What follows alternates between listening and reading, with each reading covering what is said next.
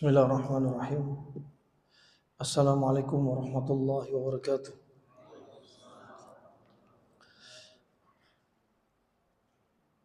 Alhamdulillah. Alhamdulillah wassalatu wassalamu ala nabiyyina Muhammadin sallallahu alaihi wa ala alihi wa ashabihi ajma'in. Amma ba'du, alhamdulillah. Ahbati fillah, bapak, ibu-ibu, jemaah Masjid Al-Hidayah yang saya cintai karena Allah Subhanahu wa taala. Allah perjumpakan kita pada kesempatan kali ini, kali kedua di masjid ini, untuk membahas qala Allah wa qala Rasulullah sallallahu alaihi wasallam, untuk mendapatkan nutrisi, hakikat nutrisi bagi hati kita, untuk mengkaji yang datang padanya Al-Quran, juga As-Sunnah Al-Mutahharah, dengan kajian Islami, kajian tematik meraih bahagia dalam rumah tangga. Meraih bahagia dalam rumah tangga. Sebagaimana kita ketahui, rumah tangga ini adalah termasuk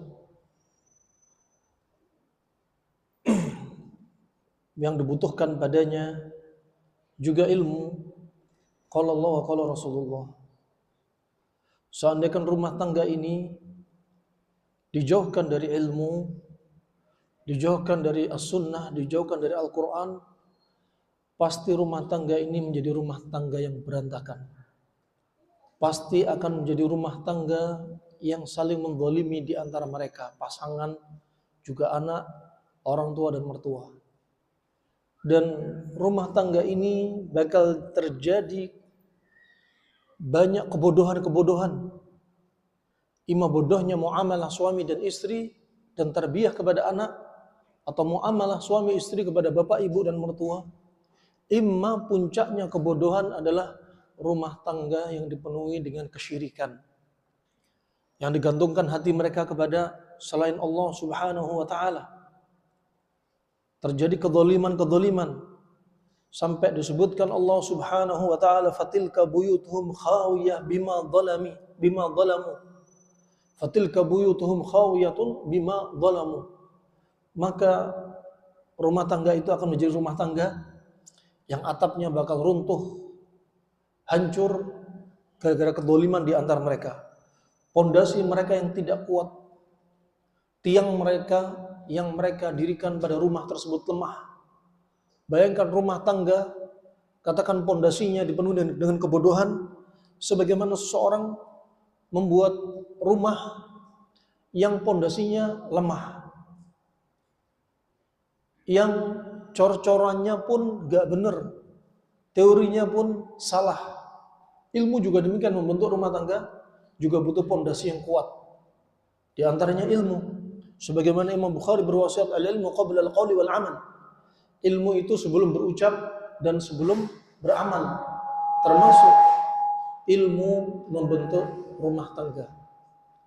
Farahimani wa rahimakumullah jami'an.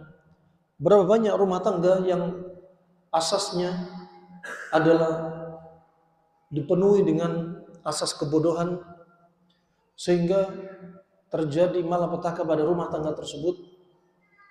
Imma hubungan suami istri yang tidak baik karena maksiat di antara mereka. Satu orang berbuat maksiat akan berdampak kepada suami istri.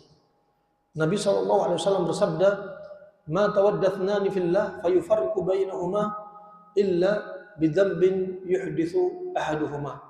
Tidaklah dua orang yang saling mencinta karena Allah kemudian dipisah dua orang ini karena apa? Karena kedzaliman salah satu dari mereka. Apalagi kedzaliman dua-duanya.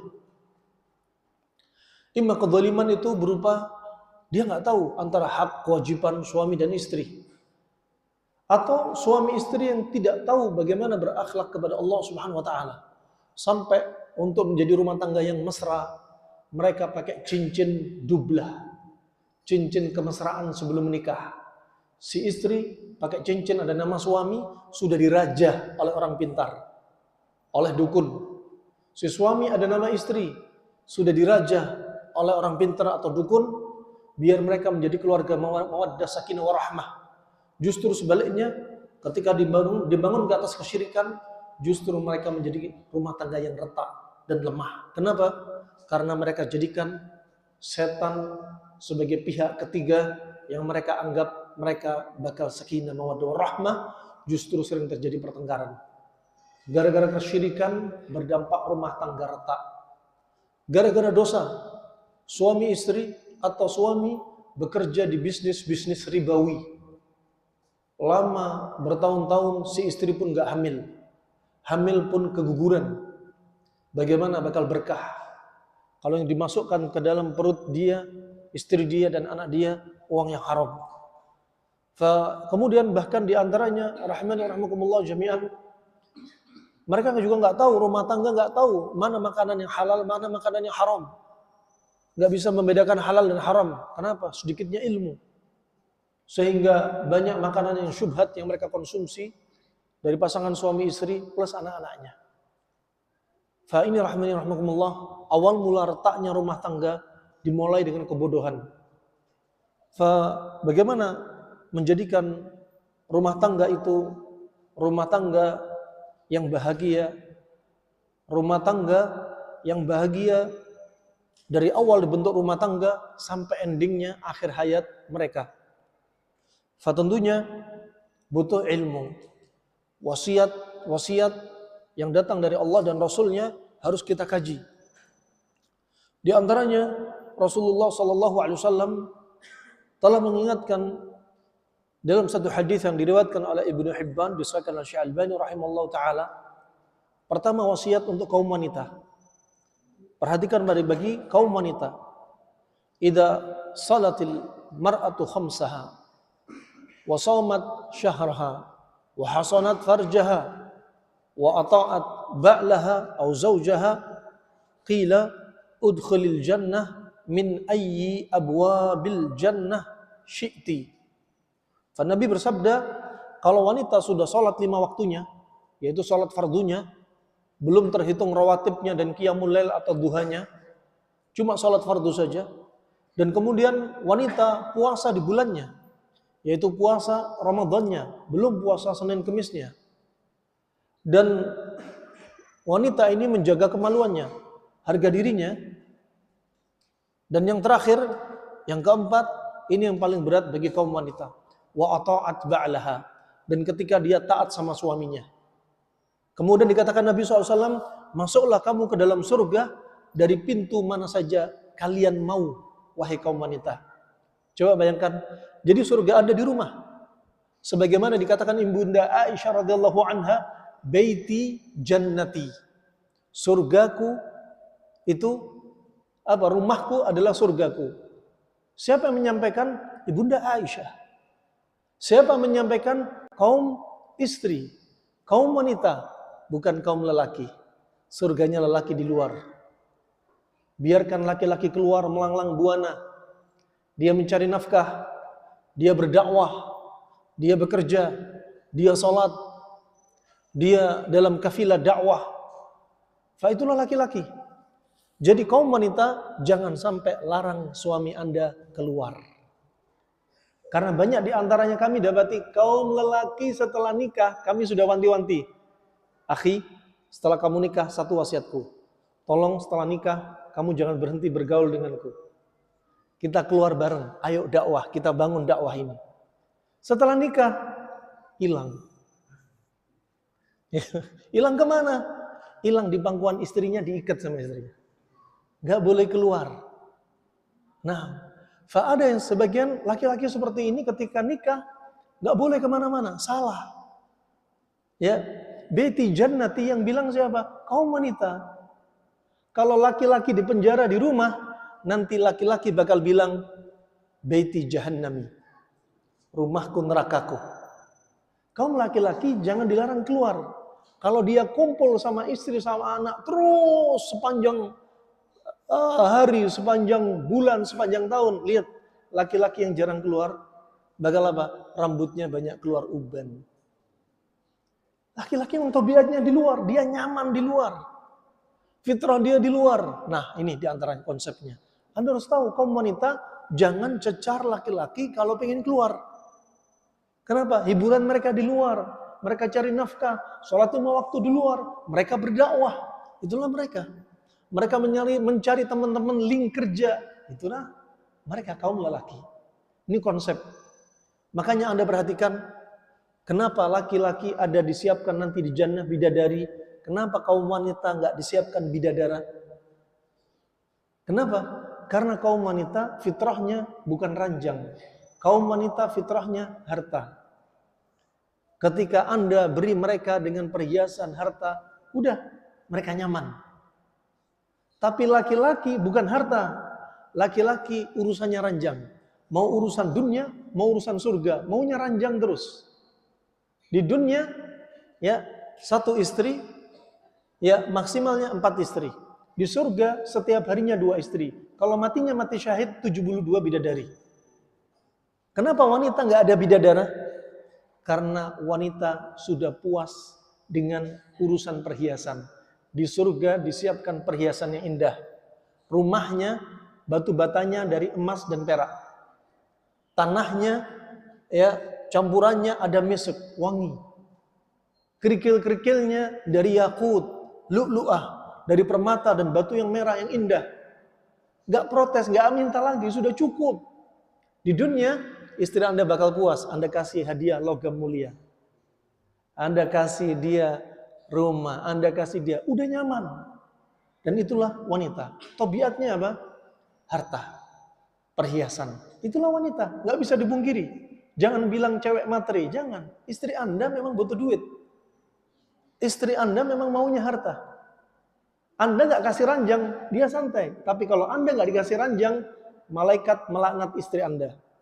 Dari Anda tidur dalam keadaan marah, murka, sampai waktu fajar, sampai istri Anda rujuk minta maaf kepada Anda. Kalau Anda nggak dilayani di atas ranjang, besoknya Anda bisa berbuat maksiat, mata bisa jelalatan. Makanya malamnya dipuaskan di ranjang yang halal. Kalau Anda nggak dilayani, disebutkan Ibnu Qayyim, kalau air mani Anda permisi nggak keluar, banyak sering ditolak terus, air mani yang panas lembab bakal naik ke kepala, menimbulkan was-was, bahkan sarak. Anda bisa kena ayan kejang-kejang nggak dilayani istri. Penjelasan para ulama. Nah, fa subhanallah, di antara bahayanya pula, yurakhi al-qadhib, permisi, alat vital laki-laki bakal kendor dan mengecil. Dari sisi air maninya disebutkan, kalbi'r idalam tunzah ma'uh, dahaba ma'uh. Seperti sumur, kalau jarang diambil, sumur jarang dipakai, sumur jarang jarang dikuras, jarang dipakai untuk mengairi. Akhirnya apa yang terjadi? Sumur ini bakal mampet sumbernya. Sama, air mani kalau nggak dikeluarkan, sumbernya bakal mampet dan berhenti. Subhanallah. Fa'inu rahmanakumullah jami'an. Maka taatnya wanita di sini lebih dibutuhkan. Wanita banyak sekali mereka sholat 5 waktu, nggak usah bicara. Sholat rawatib aja semua didatengin. Wanita kalau bicara qiyamul lail, kadang ada di antara istri kita 2:30, jam 2 udah bangun mengalahkan kaum pria. Sholat, Masya Allah. Puasanya, suami kerja, ngakunya nggak kuat puasa Senin Kemis. Istri puasa terus, Senin Kemis, ayo melbid. Puasa. Nah, kemudian menjaga kemaluan. Hasanat farjaha, jangan tanya. Dia kalau mau keluar rumah minta izin. Mas, izinkan aku belanja. Minta izin. Mas, aku mau belanja ini, boleh enggak? Boleh. Minta izin. Ada orang mau masuk rumah dari kerabat suami atau istri, enggak akan memasukkan rumah kecuali minta izin suami. Nah, wah, termasuk apa? Termasuk ini hasanat farjah, dijaga. Tapi kalau ata'at ba'laha, taat sama suami, ini yang agak berat. Ringan bagi siapa? Yang Allah berikan taufik kepada kaum wanita, kaum istri. Bakal berat bagi siapa? Bagi yang Allah nggak berikan taufik kepada mereka. Cobaannya di sini. Padahal sabarnya wanita akan menyebabkan dia menuju surga. Cuma di rumah saja, lingkup rumah saja. Nggak usah ngomong jihad. Gak usah ngomong yang lainnya di luar rumah. Laki-laki kalau disuruh jihad, dia di garda terdepan. Tapi surganya Anda di rumah, kaum wanita. Ada wanita subhanallah. Contoh kajian subuh tadi pagi. Dari Ba'dal Fajr sampai kajian selesai jam 7 kurang seperempat. Isinya setebal kertas sekian. Curhatan wanita kepada ustadznya terkait suaminya. Tat, suami saya yang bikin stres, Tat. Saya kena benjolan dan kanker, Tat. Jangan suami yang disalahin. Kenapa Anda marah? Kenapa Anda dendam? Jangan jadikan orang lain kambing hitam. Jiwa Anda lah yang jadi kambing hitam. Simpel banget. Saya dendam, Tat. Sehingga benar apa yang kamu sampaikan, Ustadz. Saya kena adenomyosis, endometriosis, varises rahim, kanker serviks. Sampai sekarang ada gejala kanker otak, kanker darah, kanker payudara sebelah kiri. Coba, kisah-kisah nyata. Obatnya, ya, bukan diangkat kankernya, diangkat amarah dan dendamnya. Sering kami dapati yang konsultasi, orang yang mengeluhkan kanker, dan Anda lihat, yang sering kena kanker, bapak apa ibu-ibu? Ibu-ibu. Nah, kenapa? Terkait dominan bukan makanan, dominannya perasaan. Anda sering lihat yang sakit di rumah sakit, bapak-bapak, ibu-ibu mayoritasnya. Ibu-ibu. Kenapa? Ibu-ibu pertama gampang ngeluh. Ya, ada masalah rumah tangga, ngeluh. Sakit dikit, ngeluh. Bapak-bapak jarang ngeluh. Jarang di rumah sakit-sakit. Tahu-taunya innalillahi wa inna ilaihi raji'un. Itulah bapak-bapak. Makanya Anda jangan sakiti hati bapak juga, Bu. Ibu jangan berharap narsis yang disalahin laki-laki terus. Ibu paling benar. Jangan. Sekali Anda mengucapkan kata-kata yang bikin dia sakit, dia diem. Gak bantah Anda. Tahu-taunya keluar uban satu demi satu.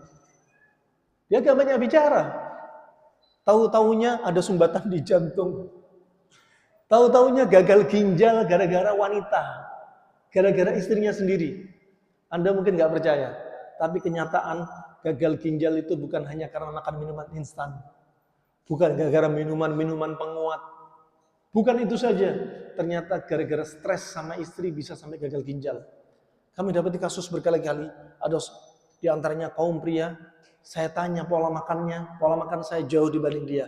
Saya tanya di antaranya puasanya. Puasa dia, puasa saya nggak ada apa-apanya. Jauh banget. Terus saya bilang, kenapa kau sampai cuci darah? Satu pertanyaan. Apa kamu stres sama istri kamu? Itu tak yang saya nggak mampu tak. Makanya seorang sahabat mengajarkan doa kepada kaum pria, kaum lelaki dalam hadis mauquf. Sahabat ini mengajarkan doa. Untuk Anda banyak doa nih. Allahumma inni a'udzubika min zaujin tushayyibuni qabla al-mashib. Ya Allah, jauhkan aku ya Allah dari istriku yang membuatku tua sebelum masanya. Ada kaum wanita yang Anda nikah sama dia, tiba-tiba baru nikah belum setahun. Jenggot sudah putih. Masih umur 30. Rambut putih, kumis banyak putihnya, alis putih, bulu ketek putih, bulu kemaluan banyak putihnya. Gak tersisa sampai warna hitam. Nabi SAW istrinya 9, rambut putihnya cuma 20. Dalam riwayat 17, 18. Anda istri satu putih di mana-mana rambut Anda. Ini rumah tangga yang toksik, gak sehat ini. Harus segera dievaluasi, diperbaiki. Satu hadis ini bisa jadi kitab, satu kitab sendiri kalau kita mau bahas. Alhamdulillah jami'an. Ya, jadilah rumah tangga yang saling menopang. Jangan saling menyakiti. Dan ini bukan memojokkan kepada kaum wanita. Kenapa? Kaum wanita justru yang membuat masalah apa? Stresnya kaum lelaki. Maka taatnya Anda di rumah itu surga bagi Anda. Tapi bukan berarti ada wanita yang nggak ada yang sakit gara-gara laki-laki. Banyak juga. Ada kami dapati ada laki-laki nggak punya perhatian sama si istri. Sakit si istri. Pertanyaan tadi pagi. Kenapa? Gara-gara cuek. Si laki-lakinya cuek. Nah, sehingga apa? Sampai nyesek dadanya si istri. Anda lihat kalau ada wanita tipenya panas lembab. Dia selalu ingin perasaan cinta itu disampaikan depan dia. Anda misalkan ada laki-laki tipenya dingin kering. Dipegang dingin, kulit bersisik, rambutnya kering. Kalau ngomong lembut, sukanya introvert, gampang baperan. Ini bapak-bapak kalau dingin kering kayak gini. Ya, disindir sama istri dikit, langsung baper. Kalau Anda jadi laki-laki baper bahaya, seperti ayam sayur dengar suara petir lari nabrak dinding mati. Anda harus jadi seperti apa? Elang. Kenapa elang usianya sampai 70 tahun? Hati dia kuat. Nah, kalau Anda sama satu istri baperan, jangan ngayal minta nambah istri. Cepat tua, Anda sudah keluar dari zona aman, jauh. Nah, subhanallah, Anda perhatikan di sini. Akhirnya, ya, Anda lihat orang istri yang tipenya panas lembab, dia bakal butuh ucapan cinta dari Anda. Kalau dia sering Anda dapati dia sering bilang, ya, Mas masih senang sama aku nggak? Iya, aku senang. Itu ciri-ciri istri panas lembab. Tanya lagi, kamu masih sayang sama aku? Itu ciri-ciri istri panas lembab. Kalau lagi tengkar, dia meledak-ledak. Kemudian dia bakal bilang, kenapa sih kamu gak minta maaf sama aku? Kamu minta maaf aja, aku sebenarnya sudah beres. Itu ciri-ciri istri panas. Sedangkan suami yang dingin, diem terus. Ngomong cinta aja berat. Mau minta maaf sama istri aja berat. Nah, ini harus tahu. Membangun komunikasi antara suami dan istri. Nah, makanya nanti akan kita bikin media ta'aruf panas dingin. Ada wanita panas, ada suami dingin. Ada suami panas, istri panas. Kalau tengkar sama, jedak, perang sebentar. Nanti balik akur lagi. Nah, bukan berarti yang panas ketemu panas harus diceraikan. Enggak. Ingat syariat sebagai controller. Ya, walaupun suami panas, istri panas kalau tengkar, ya ingat hadis Nabi SAW. La yafraq mu'minun mu'minan kariha minha khuluqan rudhiya minha akhar. Kaum suami, kalau kau lihat dari istrimu ada sesuatu yang kau benci, ridhoi kebaikan istrimu yang begitu banyak. Jadi lupakan akhlak istri yang mungkin gak baik menurut Anda, ridhoi dengan akhlak dia yang baik. Ketika menservis Anda, menjaga anak Anda, menjaga rumah Anda, memberikan servis terbaik untuk Anda. Ingat itu semua. Nah, juga kaum wanita, ingat juga, jangan sakiti si suami. Ya, dengan lisan, dengan tulisan, ya, dengan pukulan, jangan. Nabi sudah ngingetin untuk Anda wahai kaum wanita. Disebutkan Nabi SAW bahwasanya ketika Anda menyakiti si suami Anda di dunia, yang di langit dari bidadari ngintip. Mereka berdoa, qatalakillah. Semoga Allah perangi kamu wahai istri di dunia. Fa innahu dakhilun yushiku ayyufariqaki ilaina. Suami kamu itu hanya seperti tamu. Suami kamu itu hanya mampir, ketok pintu, bertamu, bicara, ngobrol bentar, makan, minum, numpang kamar mandi, dia pamit. Itu suami Anda. Sebentar lagi suami Anda akan berjumpa dengan kami para bidadari. Hati-hati. Bidadarinya suami Anda pun cemburu. Mendoakan keburukan untuk Anda bagi Anda menyakiti suami Anda. Sekarang ini katanya WHO setelah musim pandemi Covid sudah 1:40. Satu laki-laki 40 wanita.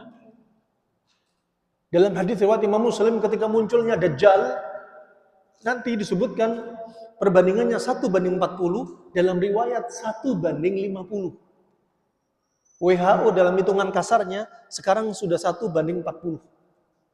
Anda perhatikan 1:40. Seandainya bapak-bapak semua ini yang di soft awal ini menikah istrinya 4, masih nyisa 1:36.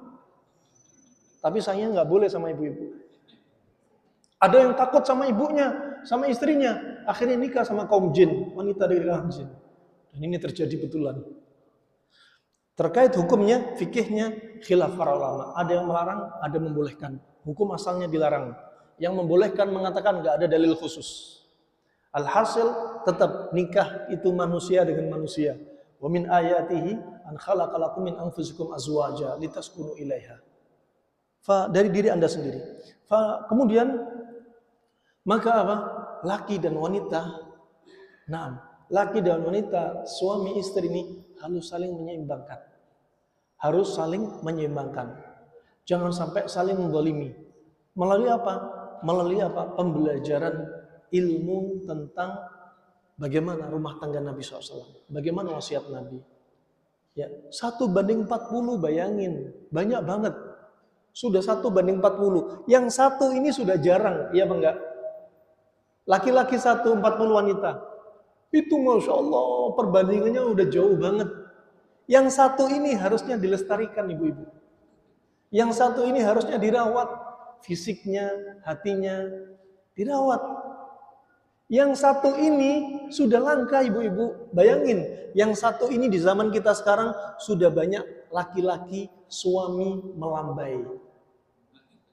Suami tulang lunak. Suami benderanya pelangi.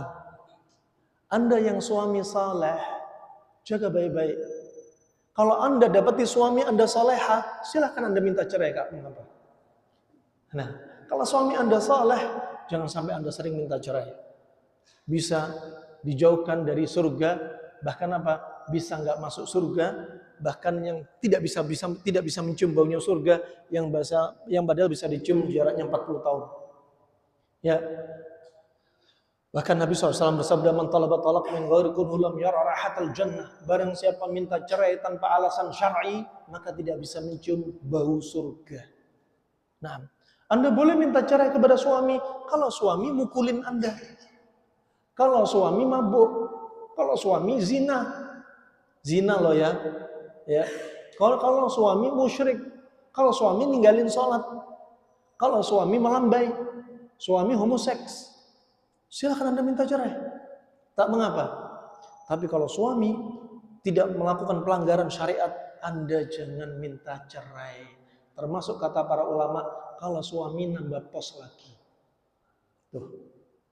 Farahmanakumullah jami'an. Ini detail banget kalau kita bahas. Ya, banyak yang apa? Kita mungkin baru terbelalak mata kita, ternyata ilmu syariat ini begitu dalam, termasuk urusan rumah tangga. Termasuk urusan rumah tangga. Hadis yang pertama. Hadis yang kedua. Di antaranya yang satu dari taat kepada suami selama suami tidak berbuat maksiat. Ini yang pertama. Anda taat sama suami untuk menjadikan rumah tangga Anda yang sakinah, mawaddah, warahmah. Salah satu caranya adalah tundukkan ego Anda, wahai kaum wanita, kepada egonya suami. Selama egonya suami tidak menyelisih syariat, biarkan suami Anda sebagai nahkoda bagi bahtera rumah tangga Anda. Tuh caranya. Kalau Anda terus dikasih kebijakan suami, Anda ngelawan, akhirnya seperti perahu, ada dua nahkoda. Yang satunya ke kanan, satunya ke kiri. Tidak kunjung jalan ini bahtera rumah tangga. Ya, bahkan Nabi mengingatkan, la yuflihu qaumun wala amrohim ra'ah. Nggak akan sukses satu kaum kalau dipimpin perkaranya itu oleh seorang wanita. Kalau Anda memposisikan diri sebagai pemimpin dan suami sebagai dipimpin, ini awal mula Anda membuka front peperangan dan front penyakit. Dan front ketidakberkahan Anda menyelisih syariat. Front peperangan, tabiatnya laki-laki memimpin. Kalau laki-laki Anda atur, dia di belakang Anda, dia akan melakukan hal-hal yang Anda nggak ketahui. Anda yang buka front. Kedua, front penyakit.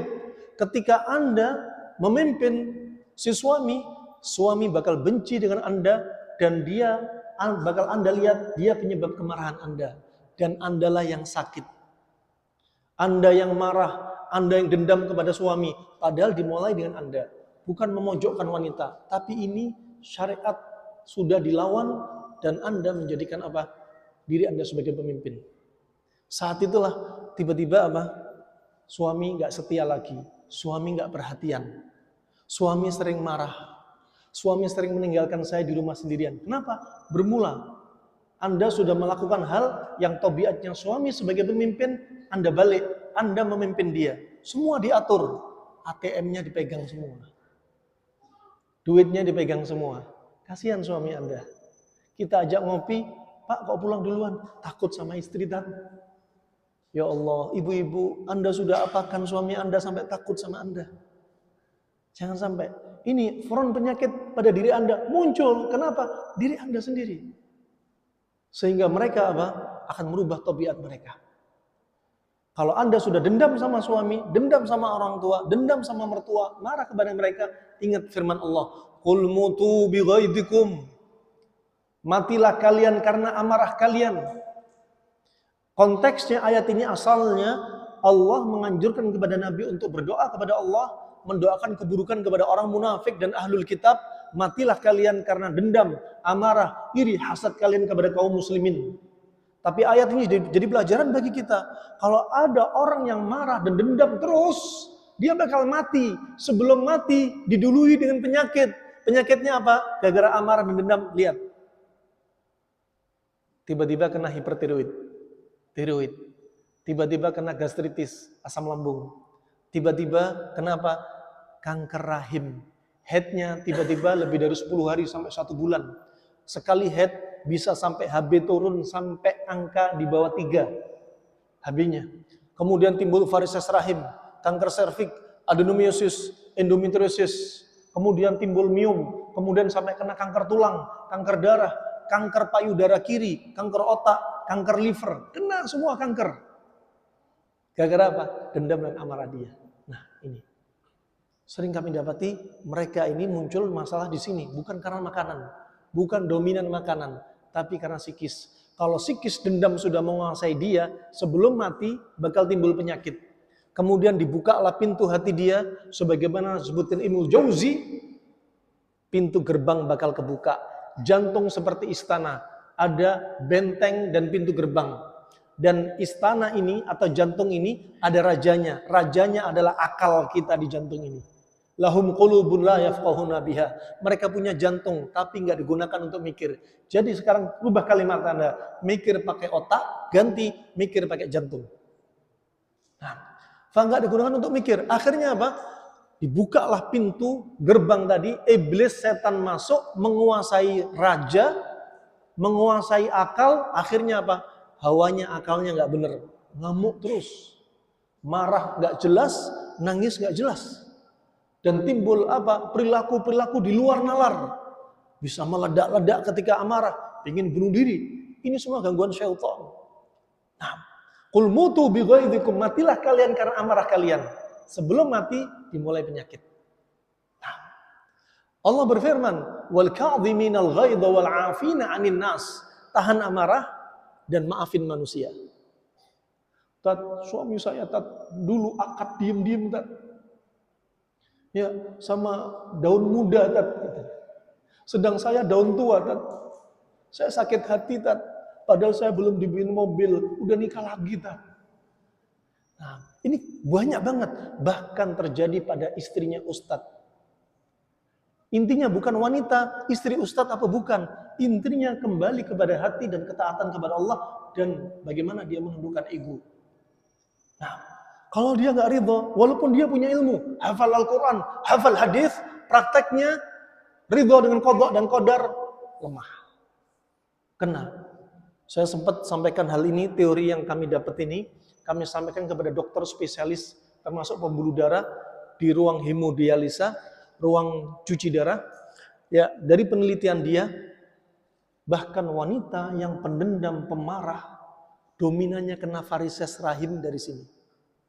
Varises rahim. Jadi varises bukan hanya di kaki, bukan hanya ambeien di dubur, permisi. Di rahim pun bisa varises. Saat itu bakal mulai benjolan. Sampai dokter ini bilang, saya sebutkan ya, ini istrinya Ustadz Fulan, istrinya dokter Fulan, dokter ini, walaupun istri dokter. Kalau dia nggak bisa menundukkan ego, kena. Bukan hanya urusan suami istri, urusan suami nikah lagi. Bahkan kami dapati si wanita dendam sama ibu kandungnya sendiri. Si wanita marah dan dendam kepada mertuanya. Intinya bukan nikah lagi. Intinya amarah Anda yang gak bisa ditundukkan. Subhanallah, ini dahsyat banget. Kalau Anda marah sama teman sekantor, itu masih mending. Tapi kalau marah dengan orang yang sering Anda lihat, sering berjumpa, kerabat dekat, itu marahnya lebih meledak-ledak. Kenapa? Karena sering ketemu. Melihat wajahnya sudah kayak jeruk nipis, masam. Abusan qamtarira. Nah, rahimahumullah jami'an. Fa ini terjadi apa? Anda lihat, kalau sudah Anda perhatikan, Makanya kalau bisa Anda refreshing itu, jalan-jalan jangan hanya di puncak doang. Jangan hanya nyari tempat-tempat dieng. Jangan hiking, trekking doang cuci mata. Sekali-kali cuci mata di rumah sakit Darmais. Rumah sakit kanker, lihat di sana. Belum tentu semua kanker itu gara-gara oksidan, gara-gara makanan. Ada kanker gara-gara dendam, ada kanker gara-gara sihir, ain. Subhanallah, yang katakan gara-gara dendam. Kalau ada kanker gara-gara dendam, amputasi itu solusi terbaik apa bukan? Menghilangkan kanker, diangkat kankernya itu solusi terbaik apa bukan? Bahkan bukan solusi. Nah, ada wanita kami dapati, dia konsultasi, sudah dilakukan mastektomi, payudara kiri sudah diangkat. Orang dendam sering dimulai payudara kiri. Diangkat. Pindah ke kanan, diangkat. Kemudian pindah ke liver, mau diangkat livernya. Kemudian pindah ke otak, mau diangkat otaknya. Intinya, yang diangkat harusnya dendam dan amarahnya. Anda sudah belajar ilmu tauhid, Anda mungkin ada semacam kata-kata yang bisa Anda sampaikan kepada orang yang sakit ini atau istri Anda. Wahai istriku, kamu berobat ke penjuru dunia, berobat dari kalangan dokter, di kalangan manusia ini, semahir apapun, kanker kamu belum tentu bakal hilang. Wahai istriku, kamu mau berobat kepada dokter dari kalangan jin, masuk alamnya jin, belum tentu kamu bisa sembuh. Karena jin belum bisa menghilangkan penyakit hati kamu. Ya. Dan ketahuilah, Allah jadikan penyakit pada dirimu warning dari Allah karena dendam kamu. Allah sudah berfirman, "Qul mutu bi ghaidhikum," matilah kalian gara-gara amarah kalian. Jadi, obat dendam kamu, amarah kamu, kanker kamu adalah angkat amarahmu. Angkat dendammu. Bukan payudara diangkat mastektomi. Bukan rahimnya diangkat histerektomi. Bukan. Tapi dendammu yang perlu diangkat. Amarahmu yang diangkat. Ya, ini obatnya. Innallaha la yughayyiru ma biqaumin hatta yughayyiru ma bi anfusihim. Allah akan merubah kondisi suatu kaum sampai kaum itu merubah kondisi mereka sendiri. Seperti ada wanita kena kanker karena marah. Ya, sebelumnya warnanya wanita ini alal khair, sehat-sehat aja, fine-fine saja. Tiba-tiba kena kanker. Kanker apa? Gara-gara marah. Berarti Allah rubah kondisi dia. Gara-gara marah dikasih kanker. Dan Allah nggak akan rubah kondisi kanker dia sampai dia melepas sebabnya, melepas amarahnya. Allah akan rubah diri dia. Ini hakikat obatnya. Ada sebab, ada akibat. Nah, kemudian bisa ditambah ikuti terapi makanan, stop makanan panas, ganti makanan pendingin, herbalnya sifatnya dingin. Ya, kemudian dinginkan hati dengan baca Al-Quran, dinginkan hati dengan doa-doa, dengan sholat malam, dengan infak sedekah, ya, dan seterusnya. Minum air zam-zam, ya, mandi air ruqyah. Ya, Anda perlu apa? Terapi maknawi dan terapi hissi. Ini sebagai wasiat, ya, sebagai wasiat yang penting sekali. Anda perhatikan subhanallah penyakit sekarang sedang naik-naiknya. Ima gara-gara makanan, ima gara-gara psikis. Dan gara-gara psikis lebih dominan daripada gara-gara makanan. Yang kedua, al-mubadarah inda talabil firash. Ya, Anda perhatikan wasiat berikutnya, yaitu urusan ranjang. Nabi SAW bersabda dari riwayat Imam Bukhari, "Idza da'a ar-rajulu imra'atahu ila firashih fa'abat fabata ghadban la'anatha al-malaikah hatta tusbihah." Ya, bahwasanya kalau seorang lelaki memanggil istrinya ke ranjangnya untuk dilayani, kemudian wanita itu enggan. Dan akhirnya si suami tidur dalam keadaan murka, marah, maka malaikat akan melaknat dia sampai waktu fajar. Dari suami tidur dalam keadaan marah, dari ditolak sampai waktu fajar. Kecuali apa? Dia sudah minta maaf kepada suami.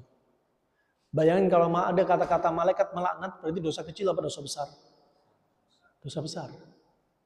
Si ibu-ibu nggak boleh beralasan lagi nggak mood sama suami, nolak ajakan suami. Nggak boleh. Nabi nggak menjelaskan kepada Anda ketika nggak mood, nggak punya hati sama suami, Anda tolak. Anda lagi nggak srek sama suami, Anda tolak. Jangan. Nah, kalau Anda lagi sakit, Anda lagi haid, Anda lagi nifas, silakan. Kalau urusannya hanya hati, jengkel, nggak mood, jangan. Karena ini ibadah Anda. Anda apa? Ataat ba'lah disebutnya dalam hadis ini. Hadis yang sebelumnya apa? Anda harus taat sama suami. Kalau Anda lagi nggak mood, Anda cukup bilang, wahai suamiku, aku lagi nggak mood hari ini. Perasaanku lagi nggak enak. Tapi silakan kau apakan diriku. Ini kulakukan semua karena Allah Subhanahu Wa Taala. Padahal hatinya nggak mood.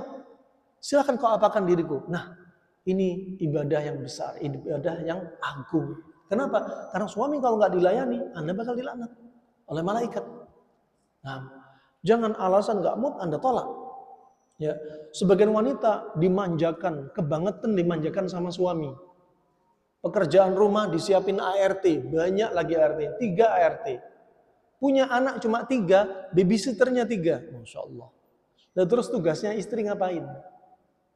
Nah, hanya nonton TV sambil ngemil. Cucian sudah bekerja, semua pekerjaan sudah ada. Nah, ketika dimintai layanan malam hari, masih bilang nggak mood, Mas. Aku nggak mood, Mas. Silakan sama ART aja, Mas. La ilaha illallah. Kalau pekerjaan rumah, silakan diganti ART. Pekerjaan bayi, silakan pakai babysitter. Tapi kalau urusan suami, jangan bilang ART. Ya, ini nggak bisa digantikan tugasnya kecuali istri yang halal. Ini diantaranya. Ya, berikutnya, kenapa malaikat melaknat dan kenapa lafadznya tidurnya malam hari? Ini juga ada hikmah. Kenapa? Karena seringnya kalau siang laki-laki itu kerja. Nah, kenapa lebih dipilih malam ada laknat? Karena malam itu waktu istirahat. Yang wanita sebagai selimut bagi si istri, bagi si suami. Nah, yang malam itu waktunya melampiaskan fitnah di siang hari dari matanya ini, hatinya sudah terfitnah, dilampiaskan kepada yang halal, jadi sedekah. Nah, kenapa di malam hari? Karena dia nyaman. Anak-anak pada tidur. Ya, beda sama esoknya pagi. Baru lagi prepare, lagi mesinnya lagi dilangsang, ketok pintu, abi, ome. Nah, malam hari nyaman. Dan setelah itu bisa istirahat. Suami langsung istirahat, istri langsung istirahat. Kalau mau 2 ronde, ada aturannya. Ya, kalau mendatangi istri lain dalam satu malam, seperti Nabi 9 istri dalam semalam. Kalau Anda punya 4 istri dalam semalam, sekali-kali. Kalau Anda kuat. Nabi Sulaiman dalam semalam 100 istri. Istri Nabi Sulaiman 1.000, 700 dari merdeka, 300 dari budak. Riwayat Imam Bukhari. Karena itu apa? Kekhususan para nabi. Adapun manusia tidak seperti para nabi. Subhanallah. Berikutnya kenapa? Malam hari. Karena itu waktu yang cocok dan nyaman. Senyap, lebih tenang, lebih terbentuk kemesraan. Dan berikutnya, kalau si suami nggak dilayani, dari sisi psikis akan timbul was-was, kata Ibnu Qayyim. Kenapa? Panas lembab pada air mani naik ke otak, timbul was-was, bahkan sarak. Karena panas berlebihan bisa timbul sarak, ayan. Kalau dari sisi psikis, ya berikutnya akan berdampak kepada iman. Ketika nggak dilayani malam hari, besoknya dia bisa gampang berbuat maksiat. Matanya yang tadinya numpuk fitnah belum dilampiaskan bisa berbuat maksiat. Dari sisi fisik, yurahi al-qadhib, permisi mengendorkan tadi apa? Kemaluannya, zakarnya, akramakumullah. Kemudian dari sisi fisik, air maninya jadi apa? Mampet, karena sering ditolak. Sering ditolak jadi apa? Airnya sumbernya mampet, sebagaimana sumur kalau jarang dikuras, sumbernya bakal mampet. Ini pembahasan ulama sangat relevan dan masuk akal. Kemudian yang berikutnya at-tajammul wa akhdhuz zina, yaitu apa? Berdandan dan bersolek-molek.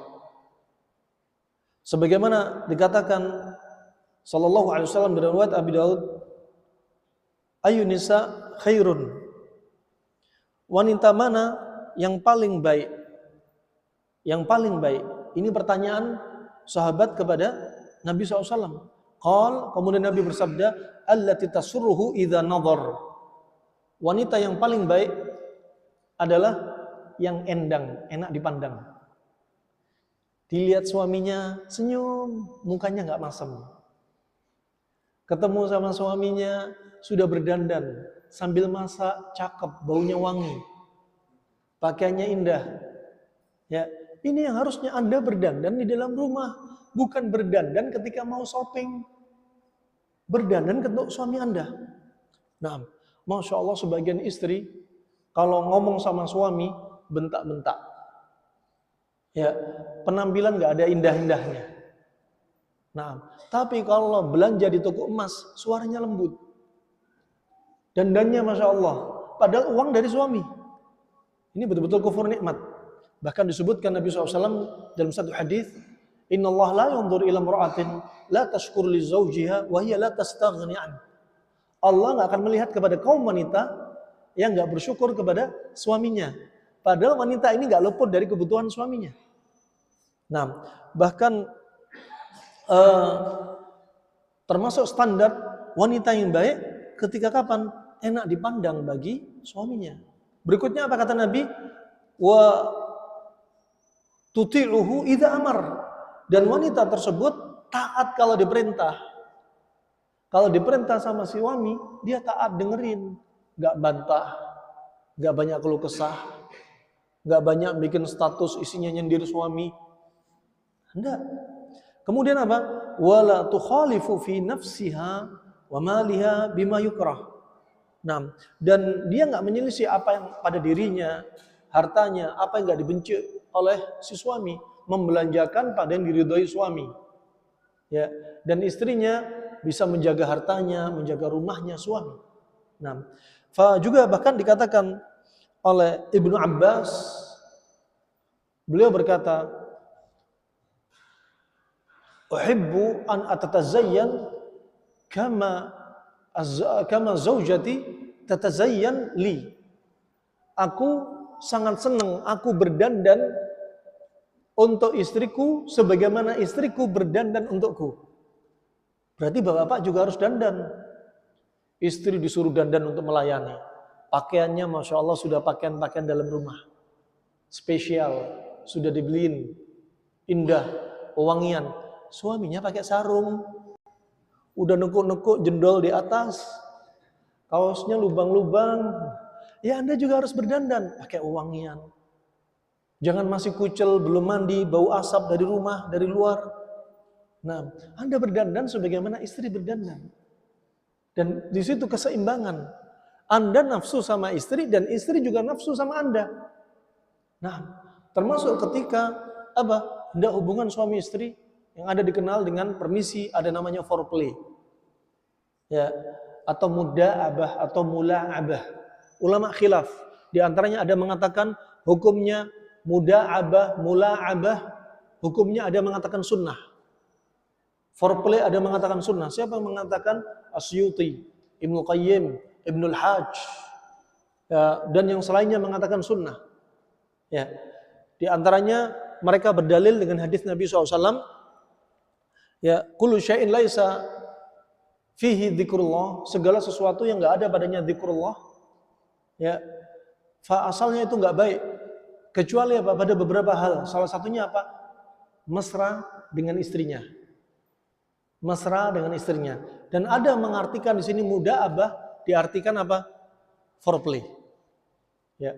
Kemudian yang kedua, bukan dari sunnah. Itu bukan bagian dari sunnah. Pendapat yang ketiga, bukan sunnah tapi dianjurkan. Kenapa? Karena ketika suami dan istri rumah tangga, ketika diawali dengan bermesraan, saat itu apa yang didapati? Kebaikan. Kebaikan seperti apa?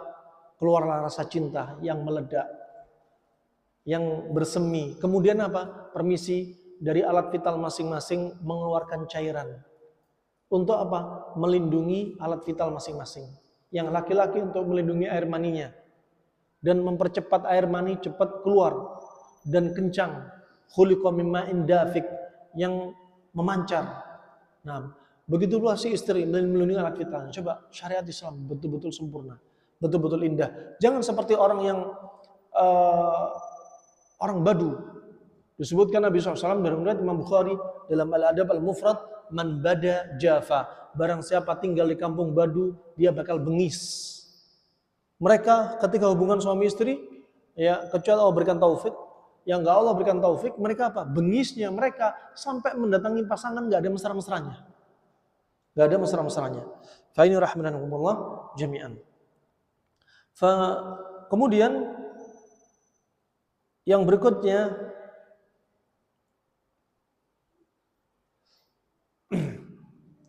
hifdzu malihi wa waladihi, menjaga harta suami dan menjaga anak. Sebagaimana Nabi SAW bersabda dalam riwayat Bukhari dan Muslim, wal mar'atu ra'iyatun fi baitiha wa mas'uliyatun an ra'iyatiha. Bahwasanya wanita itu sebagai pemimpin. Pemimpin di mana? Di rumahnya. Tapi bukan memimpin suaminya. Memimpin siapa? Anak-anaknya. Dia yang memelihara rumah suaminya, menjaga harta suaminya, dan dia juga akan dimintai pertanggungjawaban oleh Allah Subhanahu wa taala. Kemudian yang berikutnya, urusan istri juga butuh ridha suaminya, termasuk urusan agama sekalipun, apalagi urusan dunia. Anda perhatikan kaum wanita, ya, ketika hendak puasa saja minta izin kalau puasanya puasa sunnah. Sebagaimana hadis riwayat Bukhari dan Muslim, la yahillu lil mar'ati an tasuma wa zawjuha syahidun illa bi'idnih. Enggak boleh bagi wanita untuk dia berpuasa padahal suaminya di rumahnya. Ada di rumahnya. Ya, menyaksikan dia. Artinya si istri kalau ada suami di rumah, kalau mau puasa sunnah harus minta izin si suami. Ya, begitu tingginya adab ini. Ini urusan agama. Ya, jangan sampai urusan dunia lebih-lebih mau ke mall nggak izin suami. Ya, tahu-taunya tagihan suami banyak. Nah, banyak wanita zaman sekarang mengalami gangguan jiwa. Gangguan jiwa bukan yang namanya OCD, tapi COD. Habis Isya sampai jam 12, lihat Shopee, ding, masukin terus. Tahu-tahu besoknya suaminya kena kanker, kantong kering. Bayar COD terus. Nah, demikian rahmatullah. Anda juga jangan lupa butuh izin suami. Mau ikut kajian, izin suami. Mau puasa, izin suami. Anda mau membelanjakan sesuatu yang kira-kira sesuatu itu butuh izin suami, sesuatu yang besar, dan uang suami dititipkan kepada Anda juga butuh izin suami. Kemudian berikutnya juga ketika keluar rumah juga butuh izin suami. Sebagaimana Nabi SAW telah menyebutkan dari hadis, "Idza ista'dzanakum nisa'ukum bil-lail ilal masjid fa'dzanu lahunna." Ya, kalau istri kalian minta izin sholat di masjid di malam hari, maka izinkan dia. Jadi kalau ke masjid juga izin, dan hendaknya suami mengizinkan, tapi dengan syarat jangan sampai istri ke masjid, masjidnya lumayan, tapi nggak pakai kaos kaki. Istri ke masjid tapi pakai lipstik, pakai bedak, solek-molek. Istri ke masjid tapi pakai wewangian. Istri ke masjid tapi pakaiannya apa? Berpakaian tapi telanjang. Ya, ini jangan diizinkan. Ya, atau istri ke masjid tapi makar, pengen ketemu laki-laki lain jamaah di masjid. Ini semua termasuk makar, makanya perlu izin. Anda lihat juga bagaimana kebiasaan Nabi SAW ketika masuk rumah saja. Nabi SAW ketika masuk rumah, mulai dengan apa? Sebelum masuk rumah, Nabi bersiwak. Nabi bersiwak. Ya, bahkan dari hadits Ibunda Aisyah radhiyallahu anha riwayat Imam Muslim, kana idza dakhala baitahu bada'a bisiwak. Nabi mulai bersiwak kalau masuk rumah. Kenapa bersiwak? Ada kemungkinan Nabi bakal mencium istrinya. Dan dikatakan para ulama, bukan hanya Ibunda Aisyah, istri yang lain juga demikian. Kalau pas kebagian di rumah siapa? Ya, istri yang mana? Nabi juga mencium istrinya. Nah, Ini juga kebiasaan Nabi. Ini juga termasuk memupuk rasa cinta, membiasakan. Bahkan disebutkan dalam riwayat yang lainnya, Nabi ketika mau ke masjid, padahal kamar-kamar Nabi, rumah Nabi dengan masjid deket banget. Lah Anda rumahnya agak jauh. Lah apa yang dilakukan Nabi? Kalau mau keluar, mau sholat saja, Nabi mencium istrinya. Ini menunjukkan istrinya tidak membatalkan wudhu ketika dicium. Selama nggak nyium tapi keluar macam-macam dari bawah. Kalau mencium sampai keluar cairan dari bawah ya batal wudhunya. Anda mencium, ya biasakan. Anda mau ke masjid, cium istri Anda. Anak-anak melihat Anda, ya. Fa ini menjadikan apa? Contoh yang baik. Anak-anak ikut mencium apa? Ibunya. Nah, wah subhanallah yang ngeri. Biasa ke kantor nggak pernah nyium istrinya, mau safar jauh nggak pernah mencium istrinya. Nabi aja mau ke masjid mencium istrinya. Mau masuk rumah Nabi bersiwak. Kenapa? Ada kemungkinan mencumbu dan mencium istrinya. Nah, ini kebiasaan Nabi SAW. Kemudian juga Anda biasakan kaum lelaki selalu senyum di hadapan istri. Anda lihat sebagian kaum lelaki selalu menampakkan kebahagiaan di depan istrinya, anaknya. Walaupun di luar dia sudah capek. Di luar makan nasi bungkus, suami, si istri dan anaknya makan enak. Di luar dia lelah, kena terik matahari kehujanan, dia diem, gak banyak bicara. Gak ada cerita video call, gak ada cerita di HP, aku kehujanan. Dia diem. Pengen apa? Semua keluarganya nyaman. Padahal malapetaka bahaya ada di hadapan suami. Anda tetap senyum di hadapan istri. Ya, Nabi SAW bersabda, tabassumuka fi wajhi akhika sadaqah. Riwayat Tirmidzi. Dan senyumnya Anda kepada saudara Anda sedekah, termasuk senyumnya Anda kepada istri Anda sedekah. Ya, jangan tambahkan muka sedih depan istri, muka masem. Anda sedih sedikit, istri langsung bilang, kenapa sih muka kamu etep banget? Kenapa kamu masem banget? Kamu ada apa? Gak usah, tambahkan kebahagiaan. Dan itu sedekah. Tambahkan kepada anak-anak, peluk anak-anak dengan pelukan kehangatan. Mereka senang. Gak ada ceritanya anak usia 4 tahun, Bi, Abi, kenapa mukanya sedih? Jangan gitu. Una, Abi capek banget hari ini. Una, Abi tadi ada yang nyakiti hati Abi. Gak perlu, ngapain? Anda tambahkan senyuman kepada mereka. Dan ini sudah pahala bagi Anda. Dan kemudian, mulai dengan salam masuk rumah. Dalam hadis riwayat Imam Muslim, la tadkhuluna al-jannah hatta tu'minu wa la tu'minu hatta tahabu. Awwala adullukum ala syai'in idza fa'altumuh tahabbtum afshus salam bainakum. Ya, tidak akan kalian masuk surga sampai kalian beriman. Dan tidaklah kalian dikatakan beriman, yaitu beriman dengan sempurna sampai kalian saling apa? Mencintai. Kalian saling mencintai. Dan akan kuberitahu kepada kalian dengan sesuatu kalau kalian lakukan, kalian bakal saling mencintai. Apa? Sebarkan salam. Bukan hanya kepada tetangga, tapi terutama kepada istri di rumah. Assalamualaikum. Kalau nggak ada orang, assalamualaikum. Apa? Bismillahi assalamualaikum. Kalau nggak ada orang, Bismillahi assalamualaikum wa ala ibadillahi shalihin. Kata setan, celaka. Malam ini nggak dapat tempat tidur, malam ini nggak dapat makan malam. Nah, kalau Anda masuk, Masya Allah apa? Biar rumah Anda nggak diganggu setan. Kalau rumah Anda banyak setannya, dibikin suami istri tengkar terus. Anak selalu rewel. Si anak teriak kepada bapak ibu. Suami istri selalu tengkar kepada mertua dan orang tua kandungnya. Dibikin rumah tangga itu apa? Kacau balau. Kenapa? Karena banyak setan di rumah Anda. Mengidentifikasi rumah Anda sedang diserang banyak setan bagaimana? Di antaranya sering terjadi pertengkaran. Di antaranya sering terjadi penyakit, sakit ganta-ganti. Sakitnya ini, itu, dan sakitnya juga berubah-ubah. Dalam waktu yang gak tempo lama, sakit terus. Juga di antaranya suasana hati gak nyaman. Yang ini marah, yang ini sedih.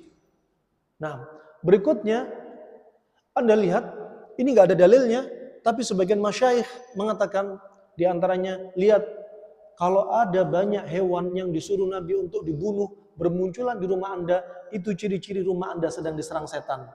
Dan iblis paling senang kalau setan melaporkan di hadapan iblis dia sudah sukses memutus suami istri dengan perceraian.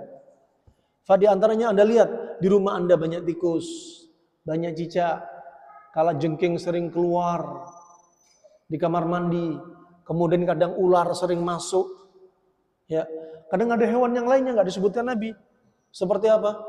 Banyak luwing, kaki seribu, semut merah, banyak lalat.